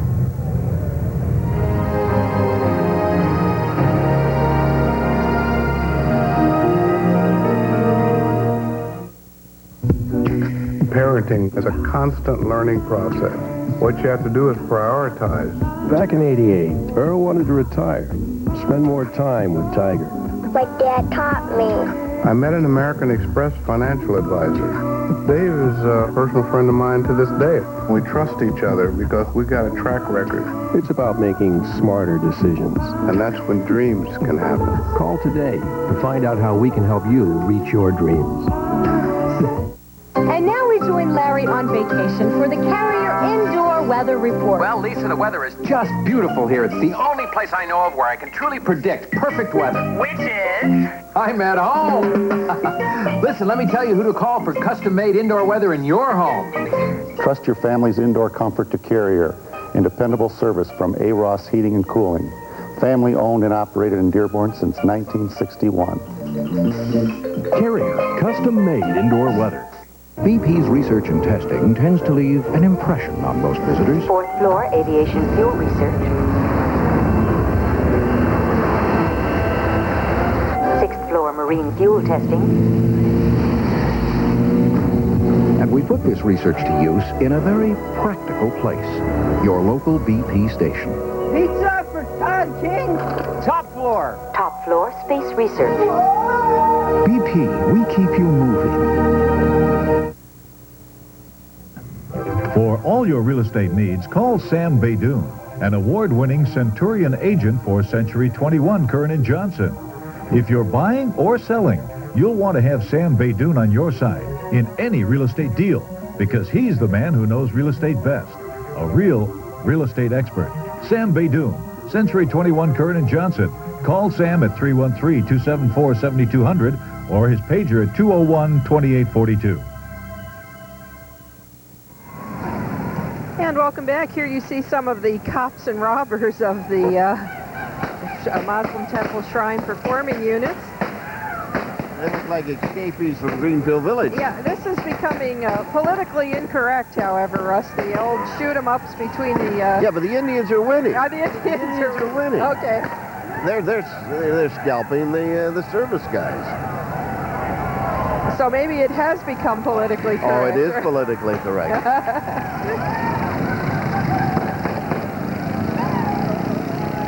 I didn't see one Indian go down, but I saw all the soldiers go down. I see one of my ex-students, Dave Eisner, working for the city, shooting over there, working away, and going ahead as they move on the parade. Muslim temple, shrine. So the military's having a little trouble with their horses there, Russ. They don't have the gas and get up and go. I saw Miss Serini just behind us just a moment, Councilperson Serini. Ah, and Frank Bewick's back it's here. Frank Bewick, too, in the white suit. Hello, Suzanne. Hi, Say hello how are to you? us. Happy Memorial Day. Thank you. Same to you. Hope everybody's having a great day today. Where did you get that shirt? Do you like this? This is my convention shirt. Your convention? Yeah. Looks great. You look great. Yeah, that's to support all the boys out there. Of course, Frank Bewick is behind us with that white suit. He looks like Colonel Saunders revisited. He's looking pretty good. He's looking pretty good. It's a great day out here, though, isn't it? It's a wonderful day. It isn't too cold this year, and it's not raining, so we have to be grateful for that. Yeah, we're very grateful. It's a great day. We miss the flyover. That's about the only thing, but it's a great parade. Now, you have a young man, don't you, that's in the military? Yes, actually. I always carry his picture with me, you know, when we're when we're doing parade stuff. Actually, he's home this year, so it's the first one. Very good. Glad to have him here. Very good. Actually, you know what, Jackie? I can't even hear Anchors Away anymore without crying, so I'm happy to be here and happy to have him home. Oh, that's wonderful, Suzanne. Thanks for stopping by. You're welcome. It's good to see you. That's all right. Frank Bewick is the publisher of our Times Herald newspaper. I'm not a politician. I shouldn't be doing this. Well, you look fine. Listen, that outfit is something else. Hey, I'm selling ice cream after the parade. What does it say in your tie? The Red Wings. Oh, the Red Wings. Red Wings. You gotta go, baby. You gotta go. The mayor's gonna grow a goatee on me so I can look like Colonel Sanders. Well, you do look like Colonel Sanders. Take care. Frank Bewick, one of Dearborn's outstanding citizens. And we're still here with part of the women's division, the Annie Oakley division of the Muslim Temple. Now, those ladies know a good pace to walk down the street. A leisurely walk, I have to agree. See, they're moving nice and slow, nice and easy. And we've got some little Model Ts. I guess you would call them mini Model Ts. There's some fire engines there, and they have the little dog on the back here. Here he comes. There's the little dog.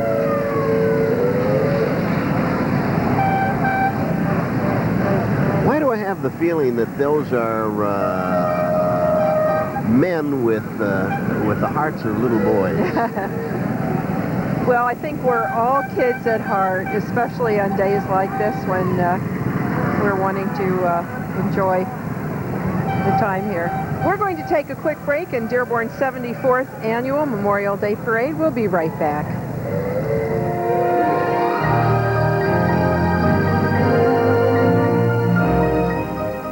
BP's research and testing tends to leave an impression on most visitors. 4th floor, aviation fuel research. 6th floor, marine fuel testing. And we put this research to use in a very practical place, your local BP station. Pizza for Todd King. Top floor. Top floor, space research.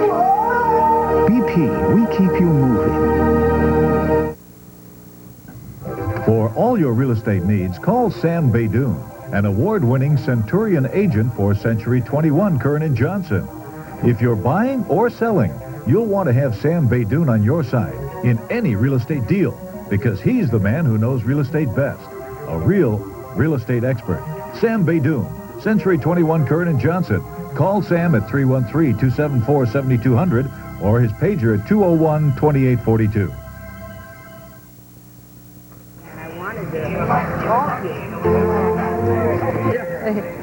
Well, welcome back. Welcome back. We've got the Hillbilly Clan here as part of the Muslim Temple performing units. Hillbilly Clan 21. Old McDonald's Farm. Yes. Well, what else from the Hillbilly Clan?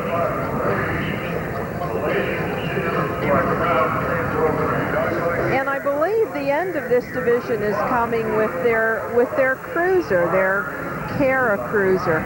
And I know that this cruiser goes around the country and will pick up children who need care and transport them actually to one of their shrine hospitals. And that's basically the main aim of this group, to help people. Yes.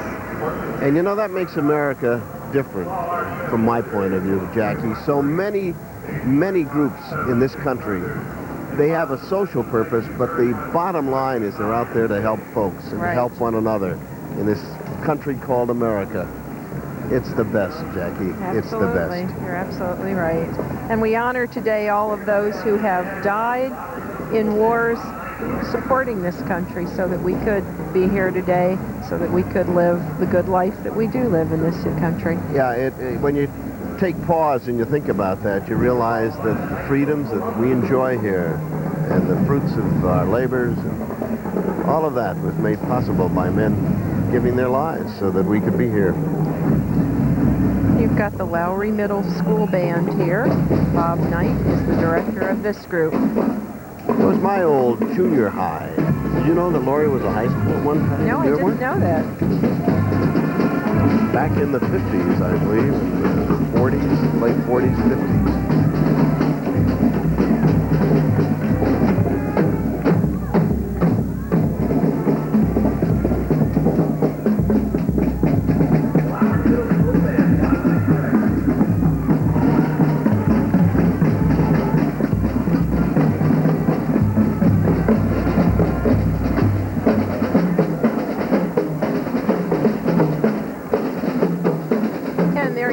Knights of Columbus dressed in their finery. Monsignor Schulte Assembly, 4th degree color corps.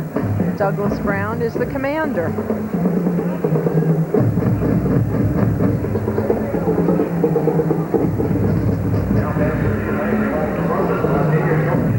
They always look very regal. Yes, they do. The Knights of Columbus always raises money, as you know, for the telethon that we do every year, supporting the Dearborn Facilities and Services for the Retarded. If you recall, they're the ones who sell the Tootsie Rolls. And I wouldn't mind one right now. They're marching today, though. They're not selling Tootsie Rolls. I wonder if the color of the cape means anything. Some have purple, some have white, some have red. Yes, I'm sure it does.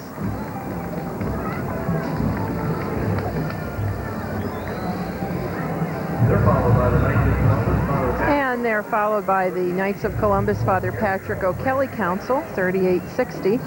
Gary Nault is the Grand Knight.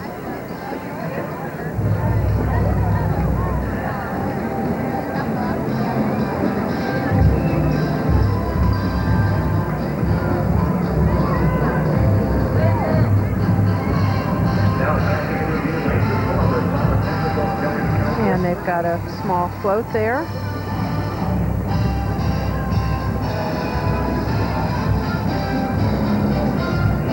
Playing the caissons go rolling along.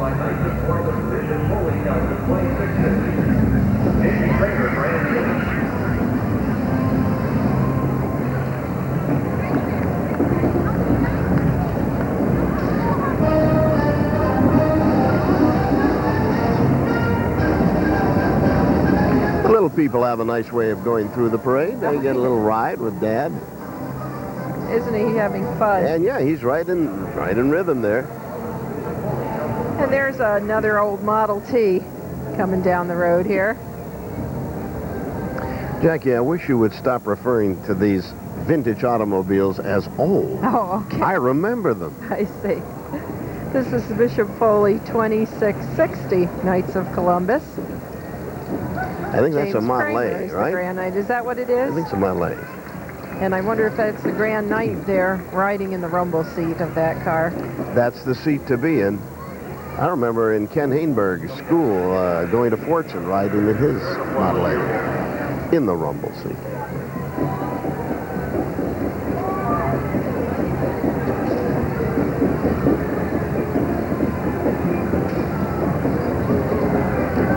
And you can see the Italian American Fraternal Club of Dearborn approaching us. Alfredo Palazzo is the president. They are celebrating their 50th anniversary, the Italian American Fraternal Club.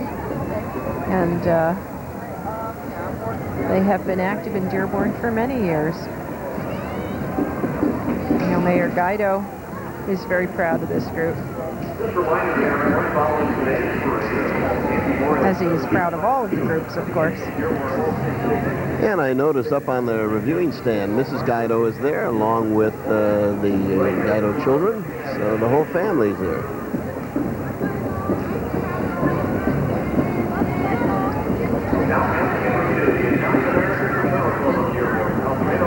And there you see some of the Italian American Club.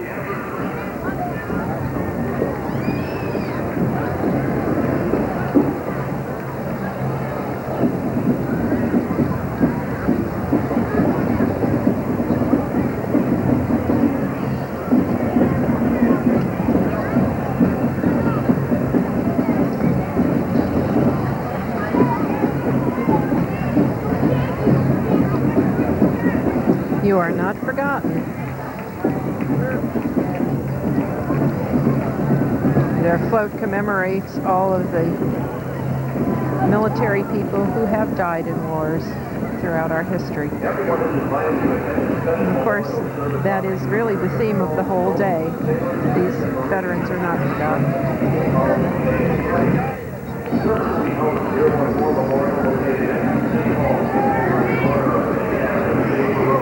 Well, you know, they've got their baskets and they're throwing things out, but they're all empty for us, Jackie, by the end of the parade.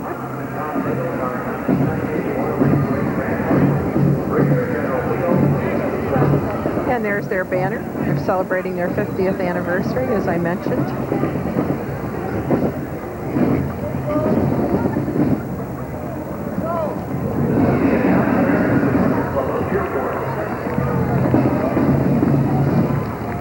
I love the hats. I love, the hats great, and the ties.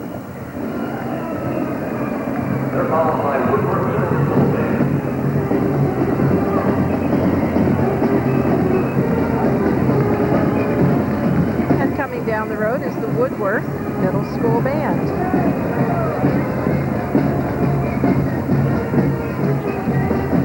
The fellows are taking off their hats as they salute their mayor, Mayor Guido, the Italian American Club.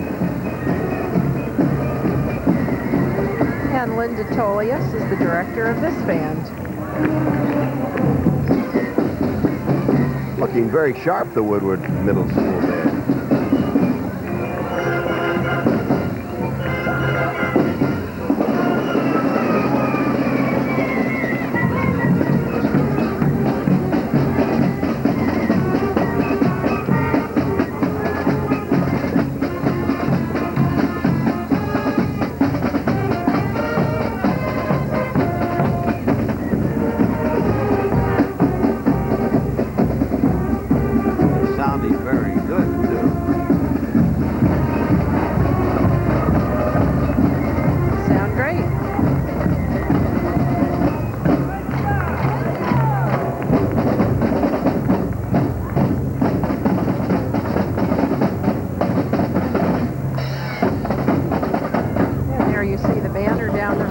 Lebanese American Heritage Club, and they have marched in this parade for quite a few years as well.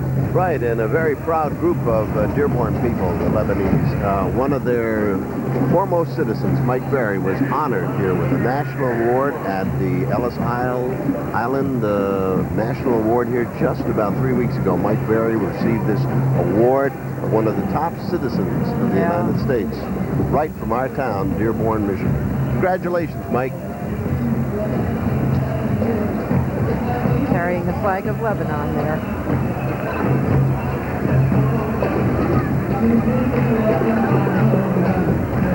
And of course, this group wants to remind you that they also are American citizens and that they have participated in the military throughout history. You know, when you go in the history of Dearborn, you'll find that the Lebanese and the Egyptians and the Polish people and the South Americans, Germans, Spanish, Irish, German. Yes. And you know the largest ethnic group that can trace their history in Dearborn, Michigan? Yes. What? I think it's the Germans, isn't it? No, French Canadian. Oh, is it the French Canadian? And then we've got some Lebanese music as well. You use a little bit of that great Lebanese food right now, too,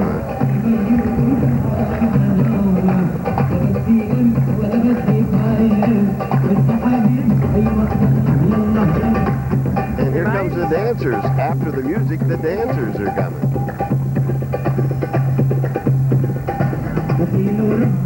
And there you see Ali Jawad on the screen. Ali Jawad there in the jacket is the president of the Lebanese American Club here in Dearborn.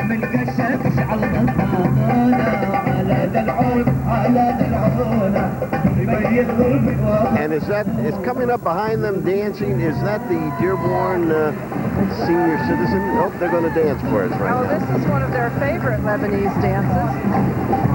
It always looks like such fun. I'd love to learn how to do that. Well, I think you have to go to a Lebanese wedding or a Greek wedding. They have a very similar dance. I noticed behind them the Dearborn Senior Citizen Video Club is dancing with them. That's right. There you see the yellow of the Dearborn Senior Video Club behind them. There they go. There they are. Look at that. There the guy goes. Still do a regular program, which is shown on Channel 3, the Dearborn City channel. Great group of people. Marge Lahner sitting in the truck there waving the flag. Marge has been part of the group for many years. And there you have the Oakwood Hospital and Medical Center Guild, and that is their banner.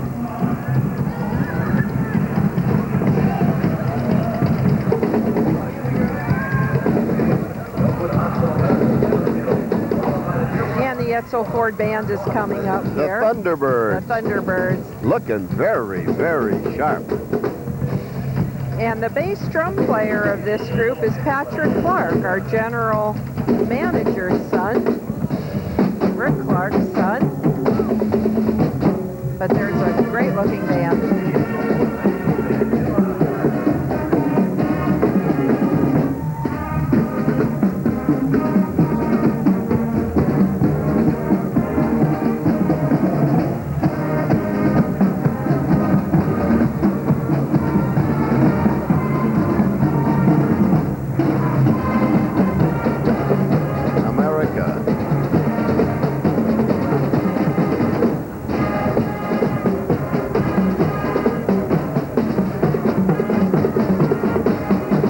Jim Otto is the director of the Etzel Ford High School Band.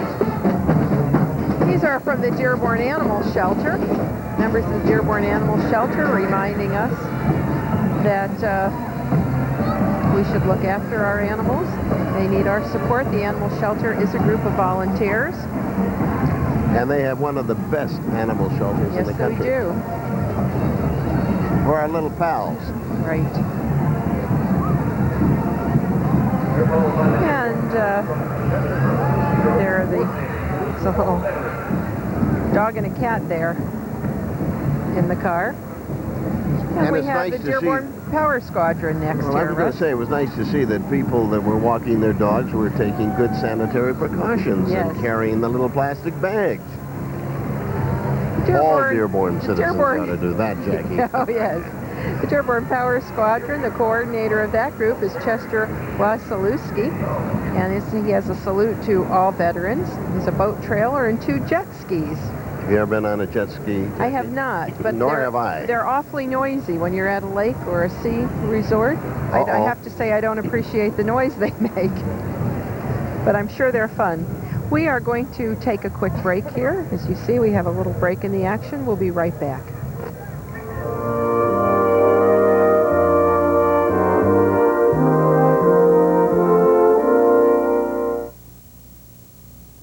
Hello, Phyllis. Hello, Phyllis. Hello. Hello. I'm Ann Manning, a manager of government affairs for the Ford Motor Company. With me are my husband, George, and our son, Philip. Bringing a baby home has brought so much joy into our lives, but it's also scary to realize how fragile and dependent this new little person is, and how very important it is to make sure that he's always safe. I'm sure you'll agree with us that nothing could be as important as keeping our children safe. Hey, parents, always remember your most valuable cargo is your children, so buckle them up.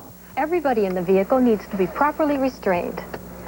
The back seat generally is safer for children than the front seat. In fact, all children age 12 and under should ride in the back seat. So buckle them up. It's the law. Everybody in the vehicle needs to be properly restrained. The back seat generally is safer for children than the front seat. In fact, all children age 12 and under should ride in the back seat. So buckle them up. It's the law. So buckle them up. It's the law.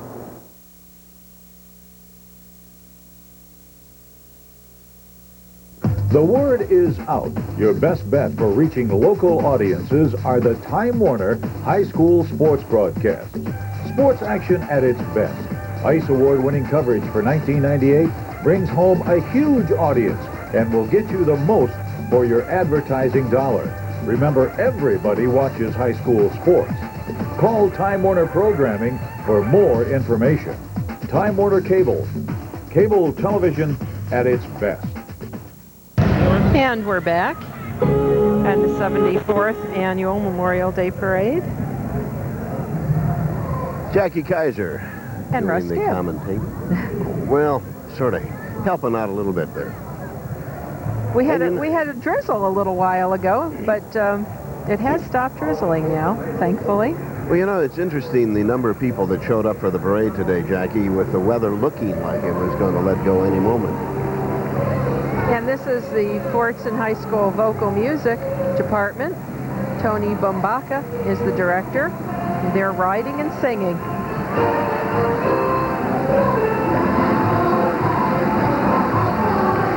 The Fortson Band, Fortson Vocal Group.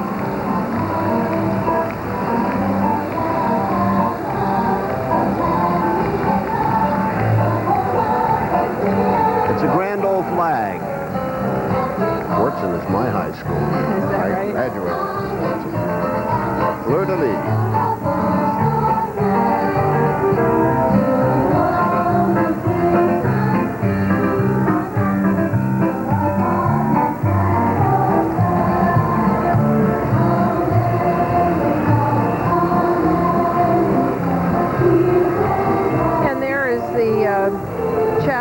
Of the Daughters of the American Revolution, the Children of the American Revolution with Colonel Joshua Howard chapter, Daughters of the American Revolution. Frances Lowe is the coordinator. That's the DAR, and members must prove ancestors fought in the American Revolution. Riding in the car is World War II nurse Shirley Osborne.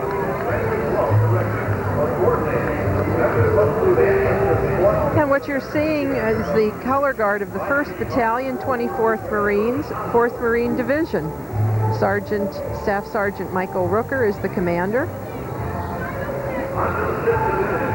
This is the 5th Division and the final division of this parade. We will be carrying the memorial service following the parade. And in the Humvees is the Marine Recruiting Station of Detroit. Cy Deep one time brought one of the new Humvees down for me to drive. Cy is one of my ex-students, now a writer for the Ward's Automotive Report. And Cy let me take it down Outer Drive. Talk about a thrilling drive in Dearborn.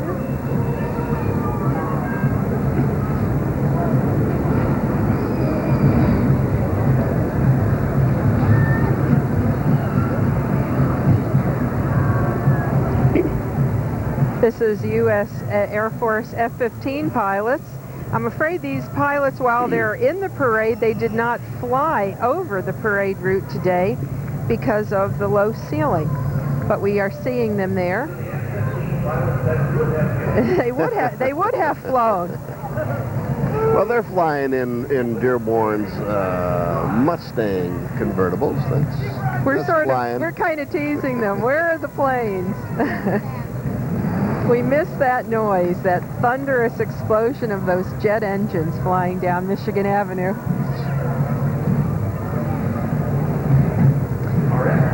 And the Plymouth Fife and Drum Corps. This is a wonderful group. They have been in this parade now about the last 4 or 5 years. Quite a remarkable group. Very sharp looking.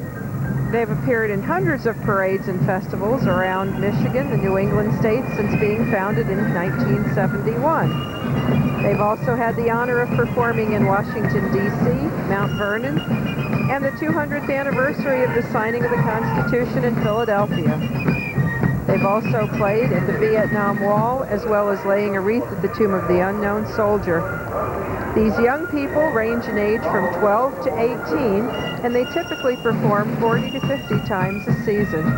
They're dressed in replicas of the Continental uniform of George Washington's Life Guard, of white wool breeches and waistcoat and a blue wool continental coat trimmed in red. And whoever taught him to march is doing an excellent job. That's the British slow step, and the toes pointed, and the dress and cover on this group is incredible. Congratulations to the Plymouth Fife and Drum Corps. Looking good in Dearborn, Michigan.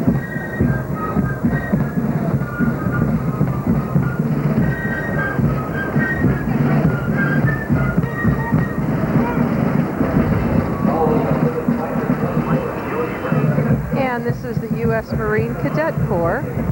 Second Lieutenant R.W. Cagle is the Commandant. And they have a number of cadets with them, ages 10 to 18 years. And then they've also got some Humvees following them, at least one. And as we look down the street, it looks as though the parade is maybe coming to an end, Jackie.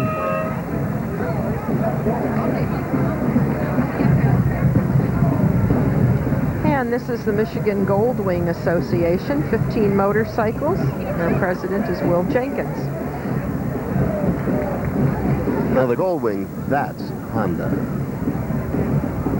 The guy in the beginning here, Jackie, with the trailer, the tricycle, that's for you and me. I see.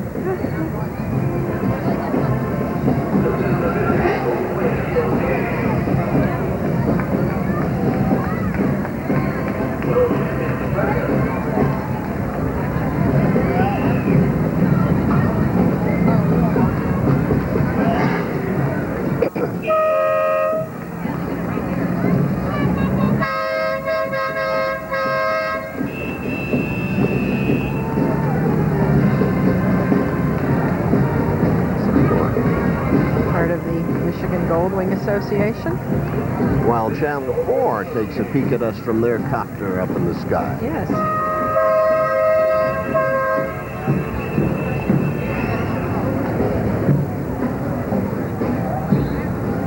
And this, if you're going on a trip, you need to carry one of those behind you, a little trailer. A little trailer, you got everything you need. And the parade is stopping here briefly. There is the O.L. Smith Middle School Band. Greg Gozzard is the director. The O.L. Smith Vikings.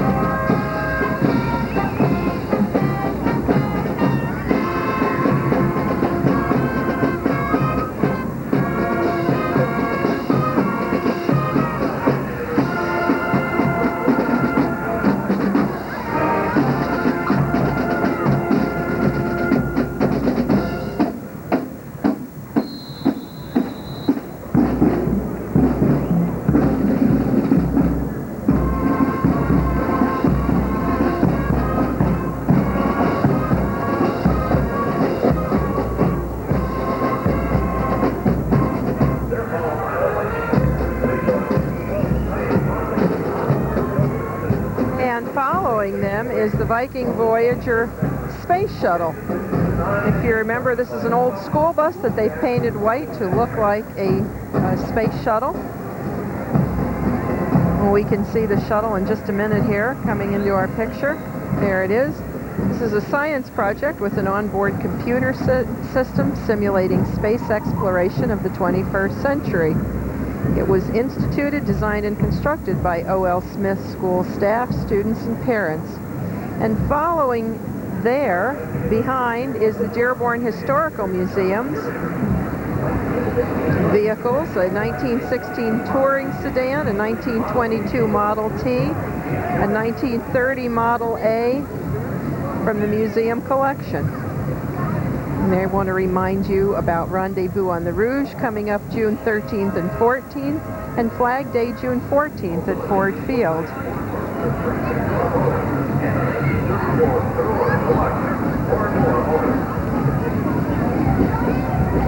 And this, I believe, is part of the Mustang group, the Mustang Owners Club of Southeast Michigan. Frank Lundgren is the president.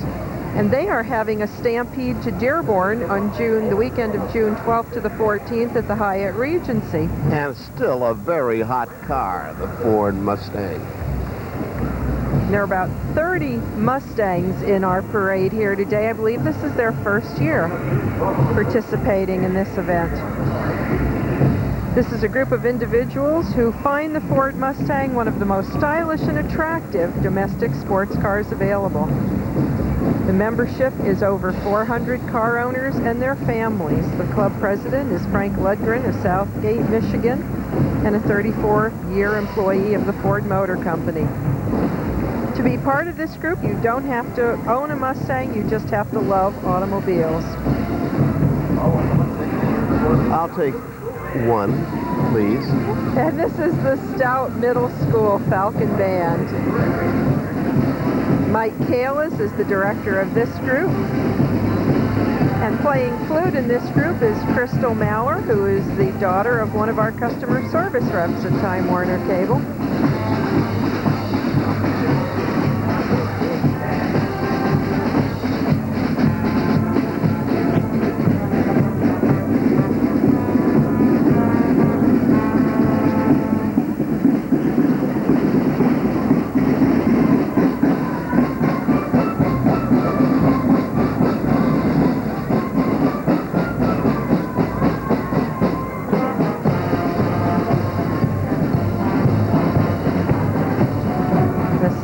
And you know, I have to say, this is the Buffalo Soldiers Calico Troop Organization, the Civil War Mounted Cavalry. And I have to comment because I'm a horse lover, but these are the only horses that we have seen in this parade today, Russ. Well, they always put them at the end of the parade. And there's a reason, Jackie. We're going to let you figure that out. Oh, they're wonderful. Beautiful. Aren't they beautiful? And by the way, they cost a few bucks to take care of. They certainly do. They may not be powered with gasoline, but that hay, boy. This fire truck, the 1991 Sutphen 100 ladder truck, is always the last part of the Dearborn Memorial Day Parade. Jack MacArthur is the fire chief. Beautiful truck, and it always heralds the end of the parade. In a few minutes, we will have the commemoration service. But first, this word from your sponsors.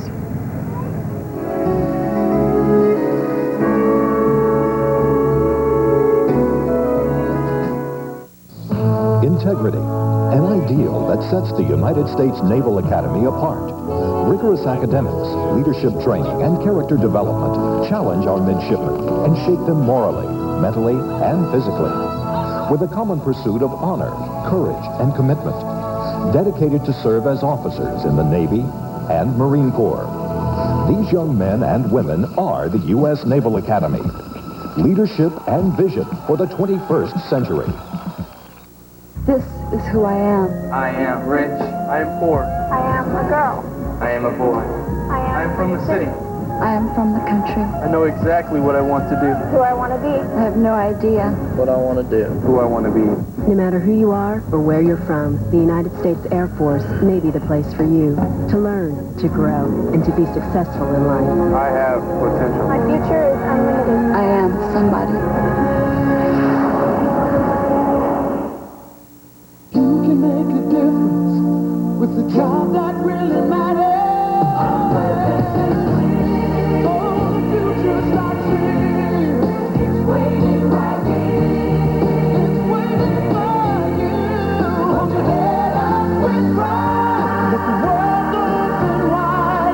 United States Coast Guard. Jobs that matter. Jobs that matter.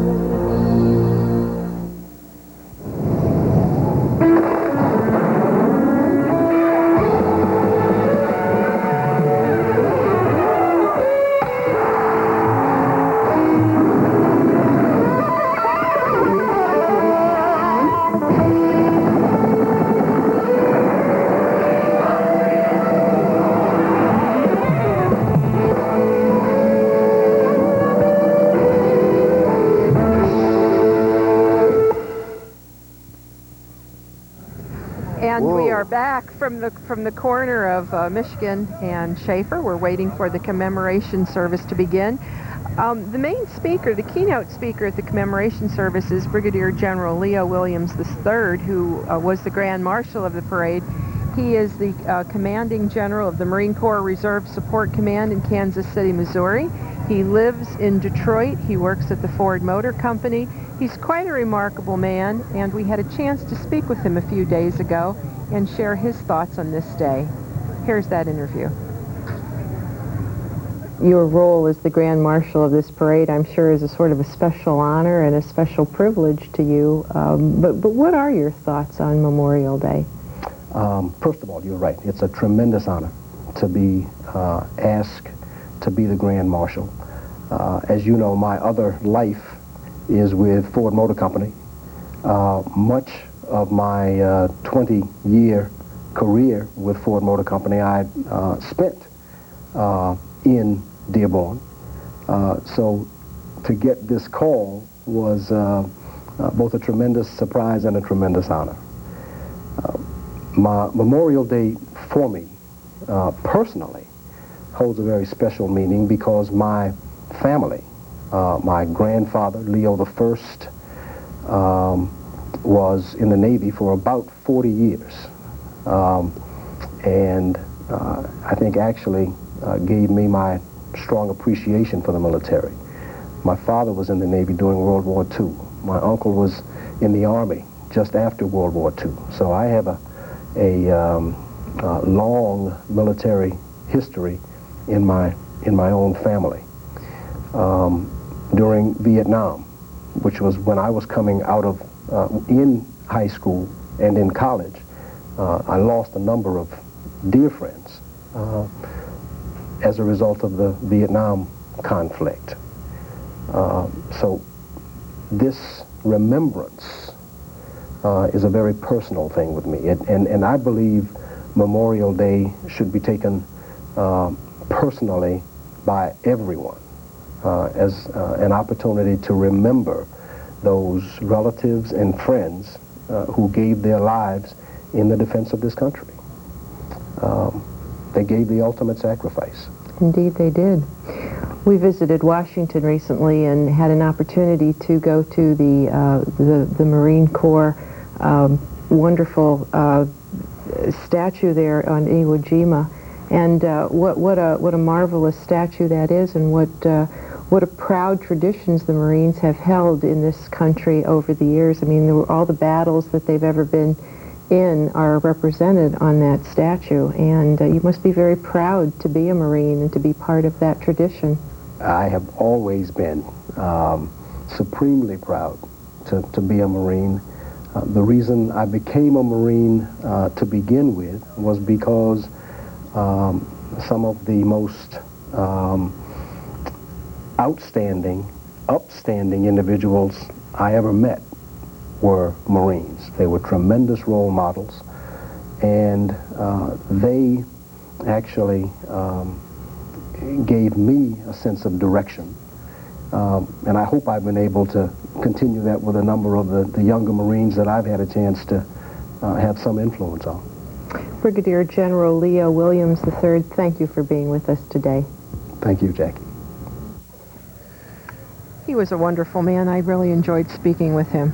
And you know, we also have the John D. Dingle VA Medical Center. You know, President Clinton recently honored John Dingle by naming the newest Department of Veterans Affairs Medical Center after our congressman. The John D. Dingle VA Medical Center is located within the Detroit Medical Center campus. The facility offers state-of-the-art care and treatment for veterans in southeastern Michigan. Carlos B. Lott Jr., the director of the VA Medical Center, gives us his brief tour of his facility.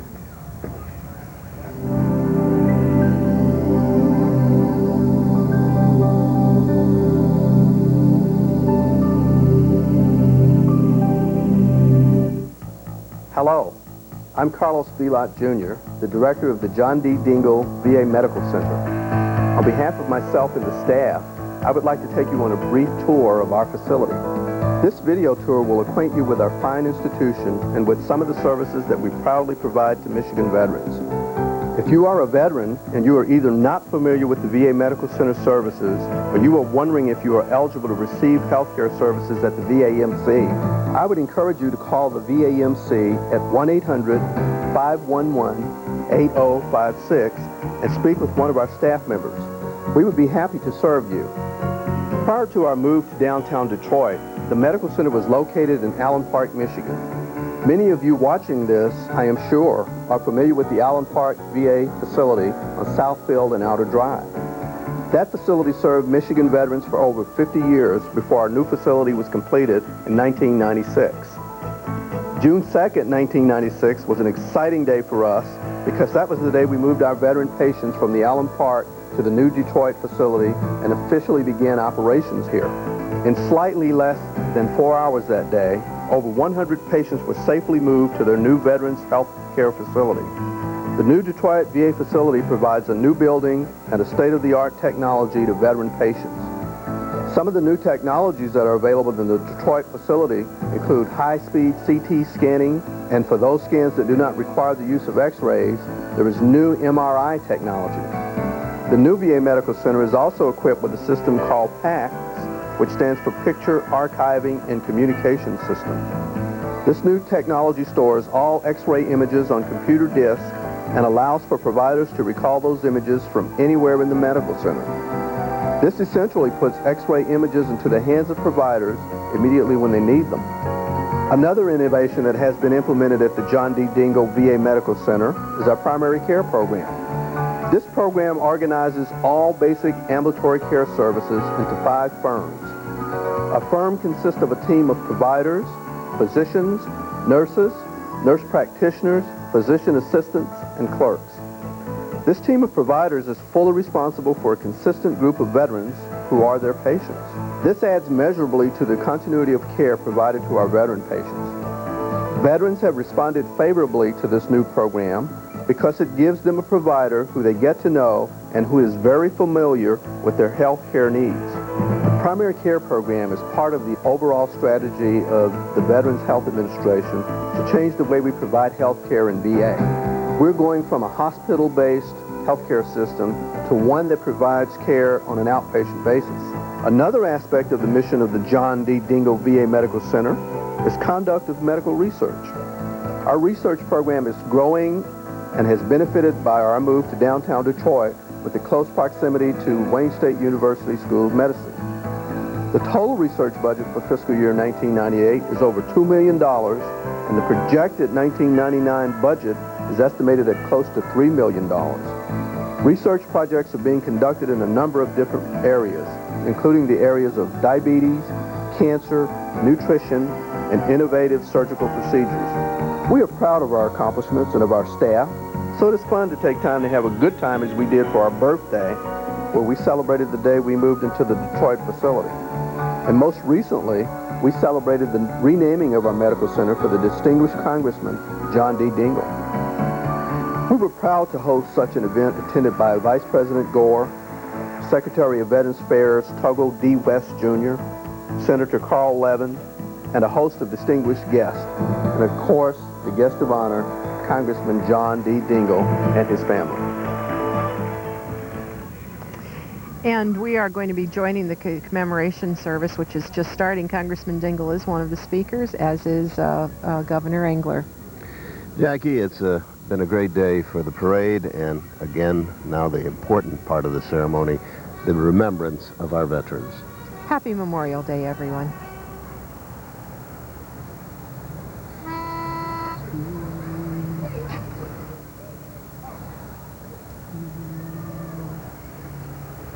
Oh, say, can you see by the dawn's early light what so proudly we hailed at the twilight's last gleaming, whose broad stripes and bright stars through the perilous fight o'er the ramparts we watched were so gallantly streaming, and the Rockies' red glare, the bombs bursting in air, gave proof the night that our flag was still there.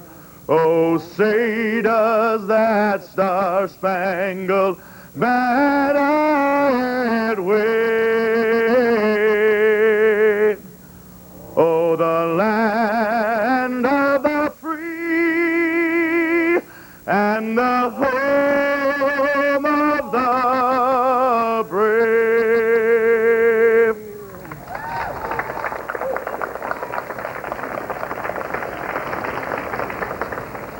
Please join with me in honoring our nation and its flag.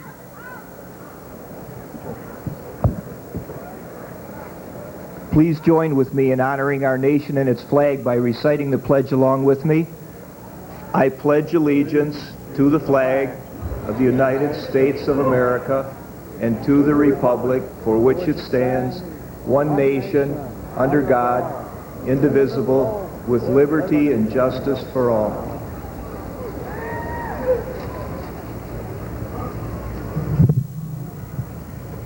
Thank you. Ladies and gentlemen, please remain standing during a brief invocation. Here to introduce the man who will lead us in prayer is someone that to me is as much a part of Memorial Day in Dearborn as our parade or memorial service. As a Boy Scout, a member of the Woodworth and Fortson Marching Band, and a city council member, and now as mayor, this is my 35th consecutive Memorial Day parade that I've marched in. But that doesn't hold a candle to Joseph Tauby. Today marks the 50th straight year in which Chaplain Tauby has taken part in our Memorial Day parade and ceremony. That's a record which deserves our applause. 51 today. You know, you try, you get good help to help research. 51 years. Joseph Tauby spent 2 years in Europe during the Second World War as a member of the United States Army's 597th Ambulance Company, and he's been a part of the Dearborn family for 56 years. To introduce our invoker is Joseph Tauby, one of Dearborn's Veterans of the Year. Hello. As chaplain of Dearborn Allied War Veterans Council, it's my pleasure to introduce Associate Pastor of St. Paul American Lutheran Church to deliver the invocation for this memorial service, Reverend Nelson.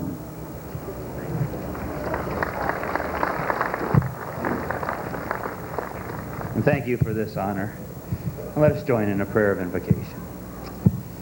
And Lord God, in whom there is life and light, accept our thanks for those who died for us, our prayers for those who mourn, our praise for the hope you have given us.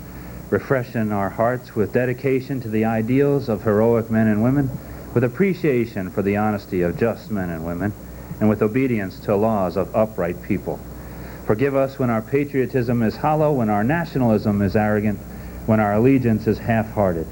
Stir within us thanksgiving for all we have inherited, vigilance for the freedoms of all people, willingness to sacrifice for fellow citizens. Comfort us with the certainty of your peace upon all those who died for us, and bring life and immortality to light for all your people. In God's name, amen.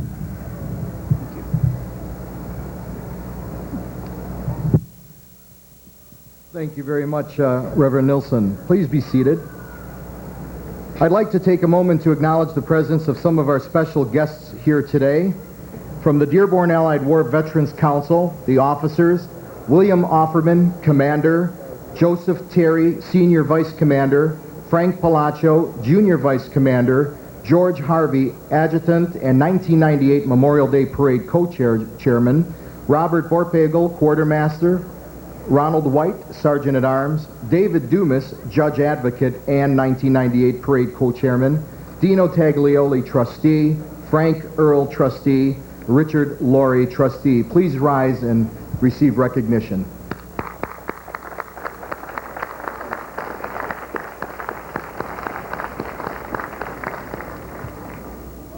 From our Dearborn City family, I'm pleased to have with me my wife Carrie and our youngest son Anthony. Also, city council members here today are our council president Jack O'Reilly and his wife Chris. Councilwoman Nancy Hubbard and her husband, Mr. John Demetro. Councilman Gino Polidori and his wife Betty. Councilman Doug Thomas and his wife Mary Lou. Councilwoman Suzanne Serini. Councilwoman Joyce Olkowski. And Councilman Mark Shushanian. Also with us is our city clerk, Kathy Buda. The 19th District Court Chief Judge, William Hultgren, and his wife, Delia. 19th District Court Judge, William Runco, and his wife, Rhonda, and their children, Erica, Gabriella, and Joseph. Sharon Dolmage, Secretary of the Dearborn Public Schools District Board of Education, and her husband, Jim. Rick Linder, Trustee of the Board of Education, and his wife, Susan. Alex Shammy, Trustee of the Board of Education. We also have with us State Senator George Hart and State Representative Agnes Dabrowski. Wayne County Commissioner Susan Hubbard. Wayne County Sheriff Robert Ficano. Deputy Chief Wayne County Sheriff Anthony Shannon. And from the Wayne County Circuit Court, Judge Sean Cox. Judge Timothy Kenny and his wife June. And Judge Leonard Townsend. Our military and veterans groups are represented today by Major General Gordon Stump, Director of Military Affairs and Adjutant General of Michigan, and his wife Marie. Ted Zenborn, State Commander of the Polish Legion of American Veterans. Joanne Manoski, State President of the PLAV Ladies Auxiliary. Henry Saha, Alternate National Committeeman for the American Legion. Rose Solak, State President of the AMVETS Ladies Auxiliary, Department of Michigan. And Lieutenant Colonel Richard Loftus, retired of the United States Air Force, and his wife, Jeanette.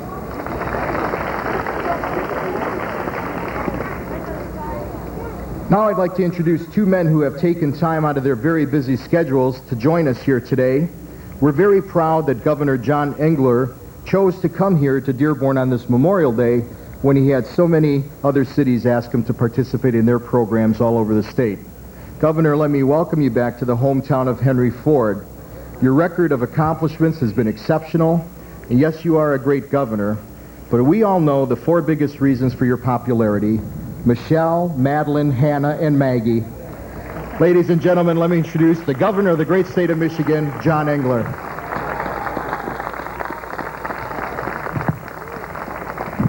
Thank you very much, Mayor Mike Guido, and all one had to do was watch today's parade and see who was stealing the show out there, so you're absolutely right. Thank you all very much, Congressman John Dingell and members of the Dearborn Council, and Major General Gordon Stump, Brigadier General Leo Williams, and distinguished ladies and gentlemen. I'm honored to have the opportunity to again join the people of Dearborn to pay tribute to the men and women who have served in America's armed forces. And we did enjoy very much being part of this parade today, but this ceremony is what this weekend is all about. This is when we take time to remember. And this is a special occasion, and Dearborn, I think, perhaps more than any community in our state, does it right, pauses to give great thanks. Ronald Reagan once said, and I quote, "Freedom is a fragile thing and is never more than one generation away from extinction. It is not ours by inheritance. It must be fought for and defended constantly by each generation. For it only comes once to a people. Those who have known freedom and then lost it have never known it again." Freedom. That's what the soldiers, sailors, airmen, and Marines we honor today fought for and died for. Our freedom, America's freedom, the freedom to speak, the freedom to assemble as we do today, the freedom to worship, the freedom to make the best use of our God-given talents to provide for our families and our future. That's what these men and women have given to us, and for their sacrifice, this nation is very, very grateful. Look around the world today. Freedom is breaking out across the globe. Look at how the map has changed in just the last decade alone. New nations have been formed, free nations, and more join the community of free people each year. Interestingly, they all look to us. They look to America as a beacon of hope, as a beacon of liberty that will always burn bright. And today, throughout this weekend, we celebrate, we express our pride of men and women in uniform who keep and have kept that beacon burning bright. Today, we are all proud to be Americans. Jesus says in the Gospel of John that there is no greater love than this, to lay down one's life for one's friend. No greater love. And for the families of the men and women who've died, those words offer some comfort and some measure of peace, knowing that fathers, brothers, mothers, sisters made the ultimate sacrifice for the sake of love. The love of family, the love of country.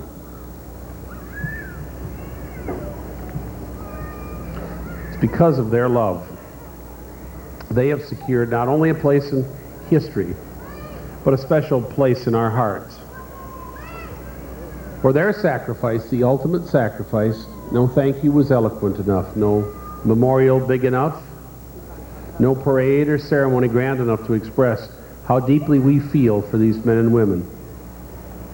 Ladies and gentlemen, to those who have served our nation in battle and in peacetime, let us each for a moment say a prayer and a quiet thank you.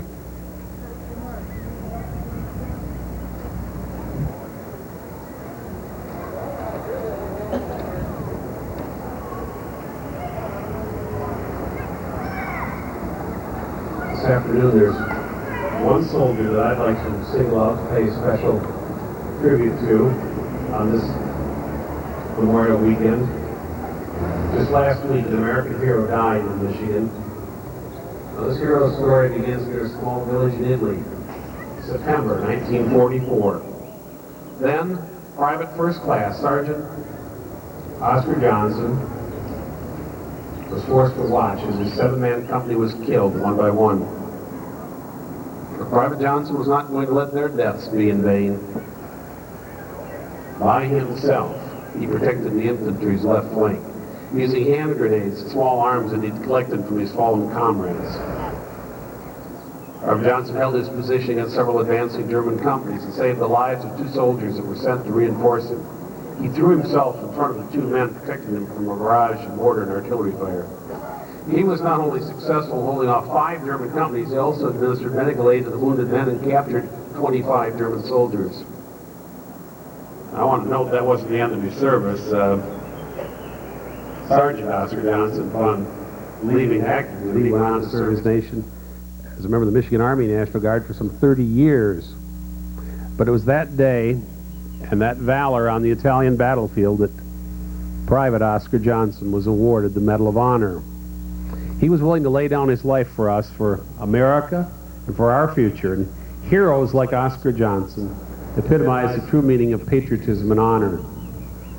And so today we also honor him by celebrating his lives and the lives of everyone in uniform, and put their lives on the line to protect the freedom and democracy that we as Americans hold so dear.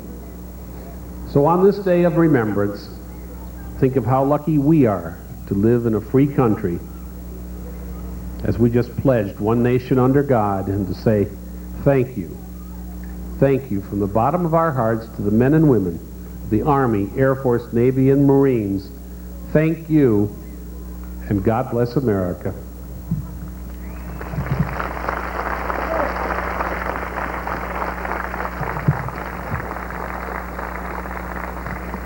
Thank you very much, Governor. I should mention that you and our next speaker are scheduled to attend Memorial Day functions in other communities today, so if you get up and leave in the middle of my speech, I won't take it personal. It's now my privilege to introduce the Dean of the United States House of Representatives. Congressman John Dingell has served the people of Michigan's 16th District for more than 40 years and is the longest-serving member of the House in the nation. In that time, he has authored and helped to pass such landmark laws as the Clean Water Act and the Americans with Disabilities Act. John Dingell served with distinction in the United States Army during World War II and as our congressman. We also know that your lovely wife, Debbie, helps boost your popularity, Congressman. I was pleased to be with the Vice President Gore and the Congressman a few weeks ago when the federal government named the new Veterans Hospital the John Dingell Veterans Medical Center. This recognition honors us all. Ladies and gentlemen, Congressman John Dingell.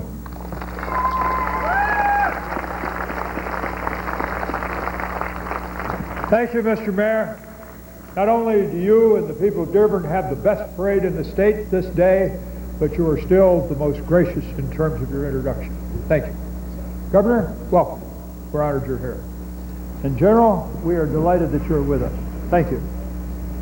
To the council, the elected officials, the committee which has put this wonderful parade on, and my fellow Americans, it's a great honor for Deborah and I to be with you today, and we thank you for the privilege. This is a wonderful day, and we're proud to join you in the celebration of Memorial Day. You know, this is a day when we remember Americans who served, suffered, and who died.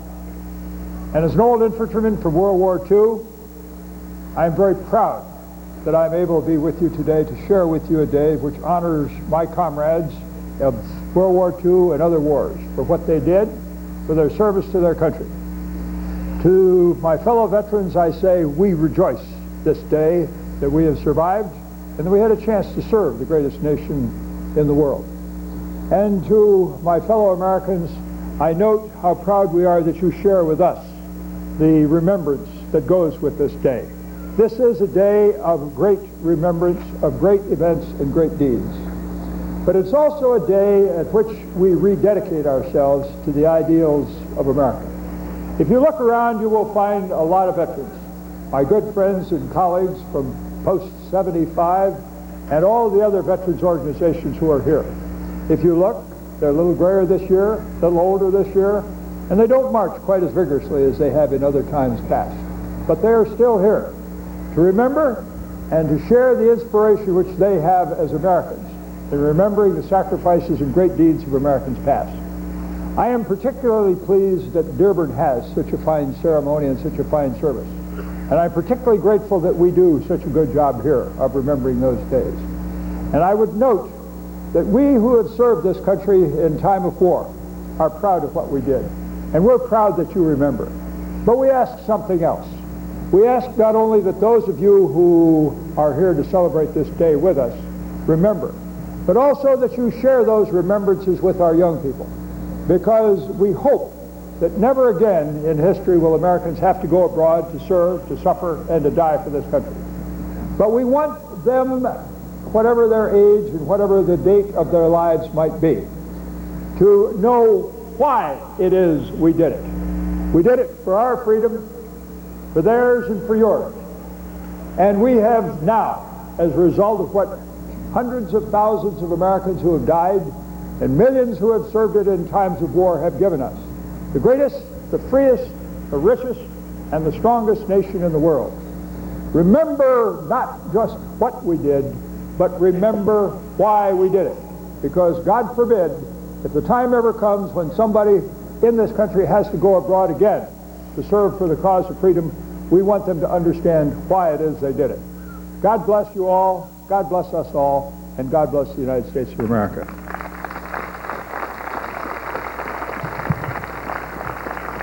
Thank you very much, Congressman Dingell. You know, one of the reasons why I love my hometown so much is that Dearborn is a city of history and tradition. We remember the past that those who came before us have handed down to us, and we use it to help shape the kind of future that we want to give to our children and grandchildren. And that includes celebrating the rich heritage of freedom we enjoy as Americans and remembering the terrible price it sometimes demands. It's a sad fact that for too many people out there, Memorial Day means nothing more than a day off of work. And that's not how it should be. Liberty is a gift that's been bought and paid for with lost dreams and shed blood. More than 40 million Americans in our history have served in our armed forces, delaying plans for careers and families in order to wear a uniform, and more than 1 million of them have paid the ultimate price to protect that precious gift of liberty. It's a gift which billions of people around the world right now, today, have never known. How then can we, the recipients of such generous love and sacrifice, do less than to honor with gratitude what our fallen veterans have done and what they've given to us and to our posterity? Memorial Day is not about sales in stores or barbecues or baseball games. In Dearborn, we keep its meaning alive in our hearts as we gather to remember the honored dead. Just as important, we also recommit ourselves to perpetuating the precious freedoms that they have died for. Every day, let us live free and let us treasure the people who made this dream come to be, that for thousands of years lived only in human imagination.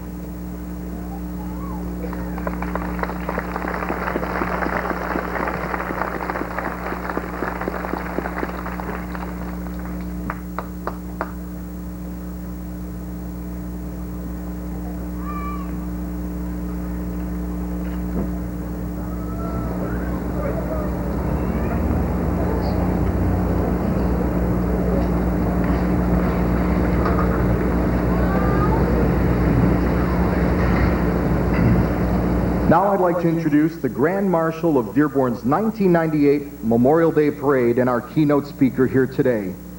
Brigadier General Leo Williams III has served this nation as a proud member of the United States Marine Corps for more than a quarter of a century. Today he serves as Commanding General of the Marine Corps Reserve Support Command in Kansas City, Missouri. His long and distinguished career has included 8 years on active duty and later serving as Squadron Executive Officer for the 5th Marine Expeditionary Force during Operation Desert Storm. General Williams lives and works in Metro Detroit for Ford Motor Company as Future Vehicle Plans Manager for sport utility vehicles. I'm proud to say that in the near future, he'll join the Dearborn family when Ford moves his office to our community. General Williams, as mayor of the hometown of Henry Ford, I thank you for helping our city to remember America's honored dead this Memorial Day. Ladies and gentlemen, please rise for honors for General Leo Williams III, Grand Marshal of our parade.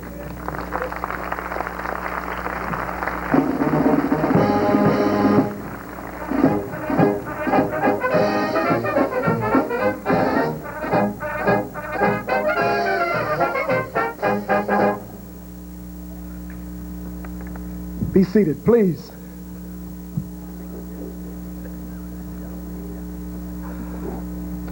Governor Engler, I was about to say Congressman Dingell, but he just had to leave. Mayor,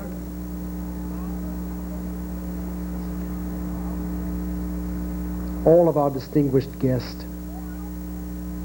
and all of you wonderful participants in this wonderful remembrance. We are a blessed people.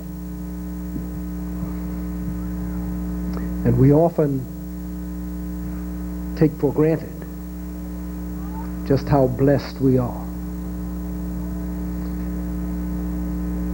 I'm reminded of the words of the Duke of Wellington as he verbalized the irony of battle. He said, "Nothing except a battle lost can be so melancholy as a battle won." For those of you who have not been in battle, what that says is that when the battle is over, there is great joy to the victor. However, there is also great sadness because in that victory, there also usually is tragic loss. And that comes on both the side of the victor and the vanquished. General John Logan knew that very well. As the commander of the Grand Army of the Republic during the Civil War, he knew victory, and he knew how terrible the loss that is associated even with victory can be. The Union triumphed over the Confederacy, but at a great cost. More than 600,000 Americans lost their lives in that war. Indeed, our country's losses in all of the conflicts of the 20th century did not exceed those of that one great war. It cost our nation dearly, and General Logan could not forget that. He would not forget that of the more than 2 million soldiers who enlisted in the Union Army of the war, only 3% were above the age of 25. The great loss of those who served and of those who fell. The great host of those who served and those who fell were teens. Boys become men not by age, but through fate. On May 5th, 1868, General Logan issued General Order Number 11 from his headquarters. The order directed his commanders to honor their fallen comrades in observances on the 30th day of May, both in that year and in years to come. His order was full of passion, speaking of the courageous dead occupying the churchyards in every city, village, and hamlet in the land.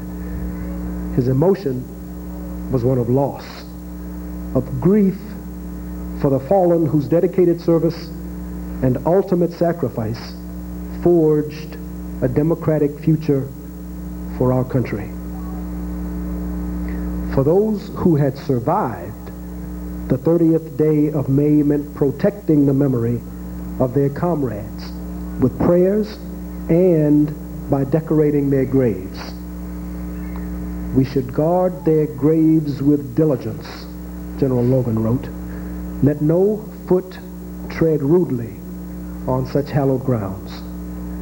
Let nothing testify to the present or to the coming generations that we have forgotten as a people of the cost of a free and undivided republic. The words of this general, who founded what was initially known as Decoration Day, now known as Memorial Day, stand as a challenge for us today. In 1884, Oliver Wendell Holmes, himself a Union veteran, spoke to a Memorial Day audience about the grief and common bond all warriors share.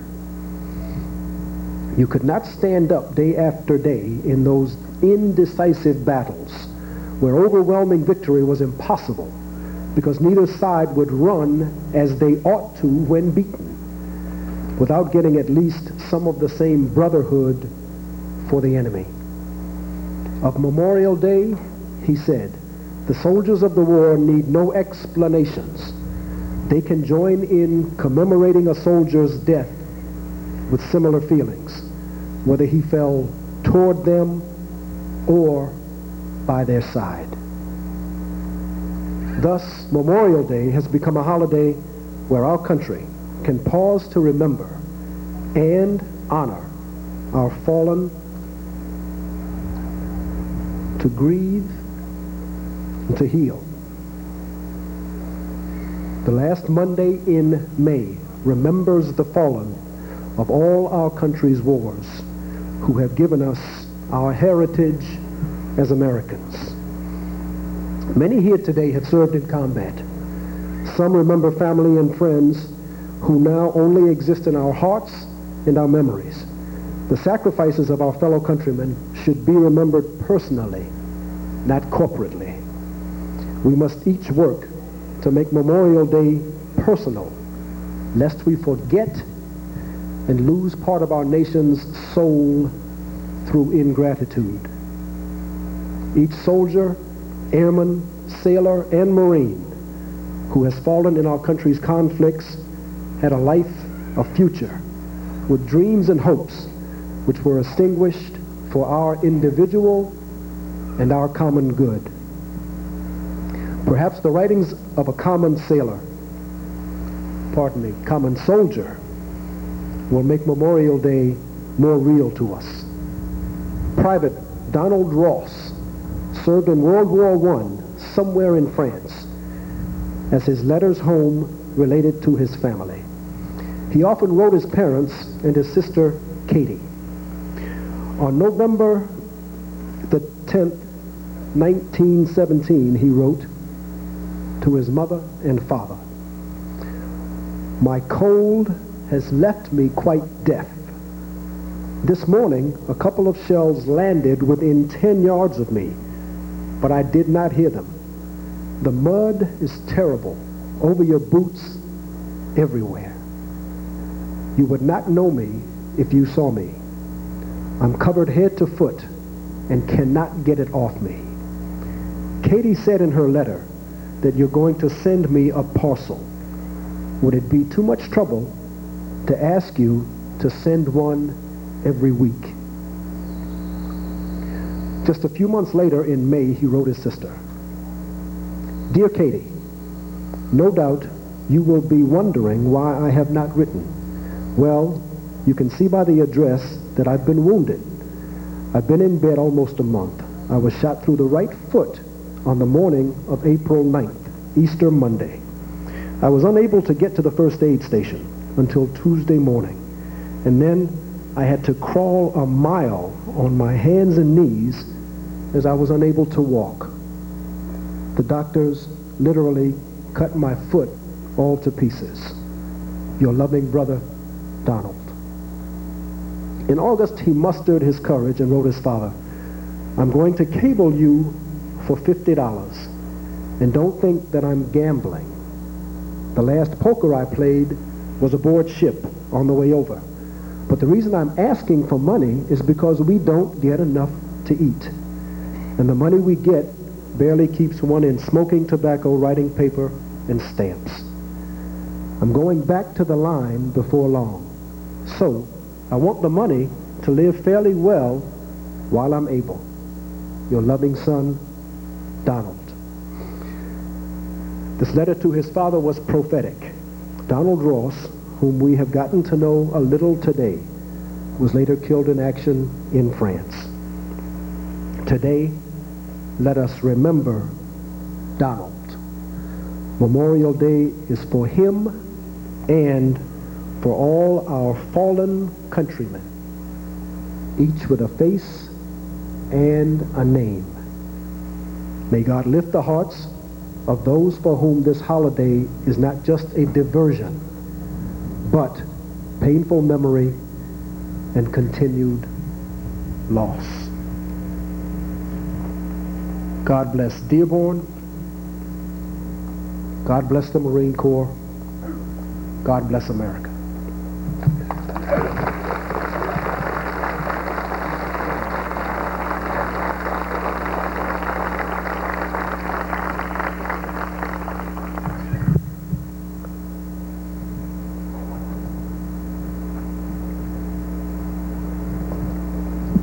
Thank you very much, General. May we never forget indeed, and may I add that I hope that during your visit to Dearborn that you found a city that treats soldiers with the honor, respect, and affection given to a friend.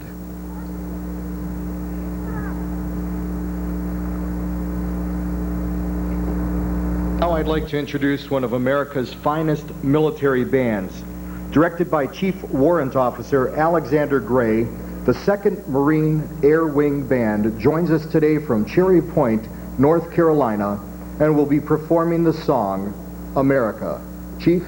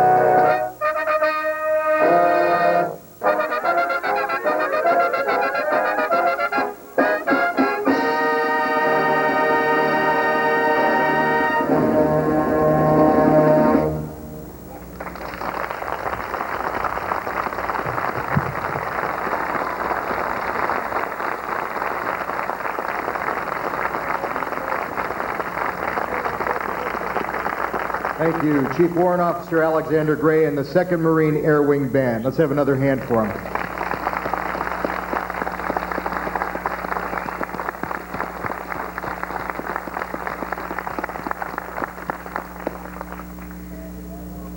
General, I always have a bad habit of forgetting to introduce my wife, and I always get yelled at later, but let me help you out by introducing your wife, Joanne, and your children, Eric and Jessica, who are here today. Thank you, sir.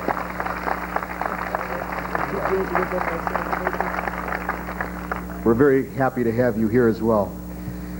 We will now place a wreath at the base of the War Memorial as a symbol of remembrance of those whose names are etched on its stone faces.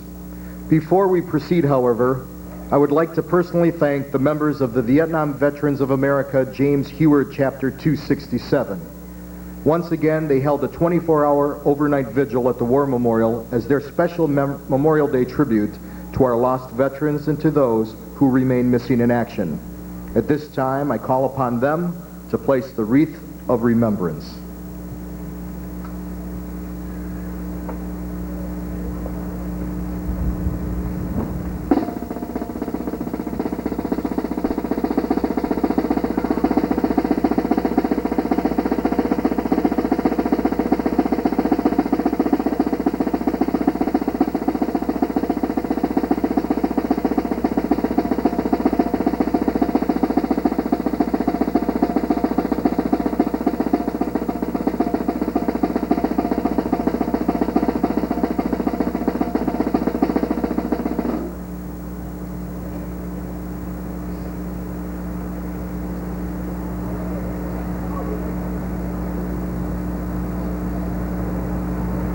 Officer of the Day, take charge.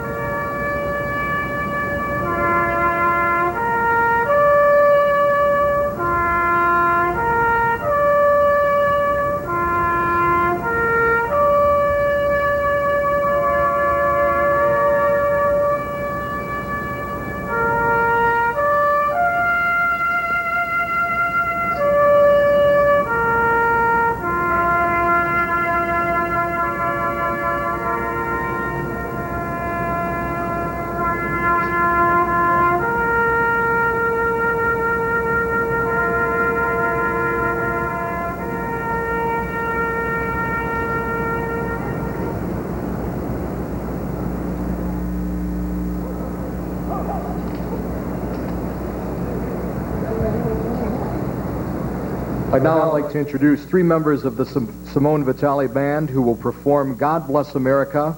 Here are Jennifer Christensen, Bridget Grace, and Royce Javon.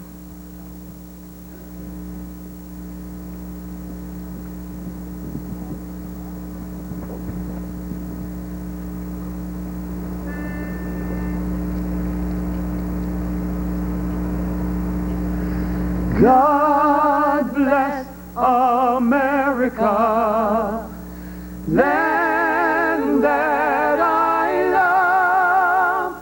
Stand beside her and guide her through the night with a light from above, from the mountain through the prairie to the ocean white with foam. Whoa.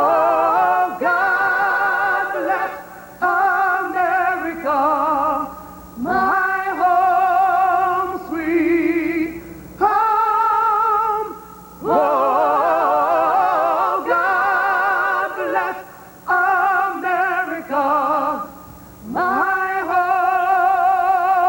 home, sweet home, my home, sweet home.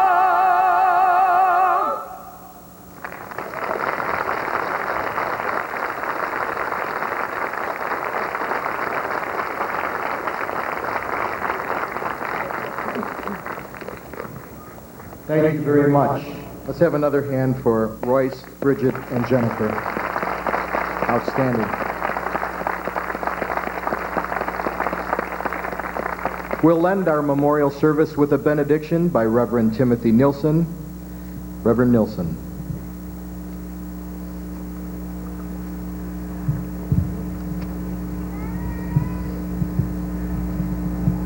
Now may the Lord God bless us and keep us. The Lord make his face shine upon us and be gracious to us. The Lord look upon us with his favor and grant us and our nation God's peace. Amen. Ladies and gentlemen, on behalf of the people of Dearborn, the Dearborn Allied War Veterans Council, the members of the Dearborn City Council, and personally, we'd like to thank our honored guests and thank you all for helping us pay tribute to those who have given their lives. Thank you very much.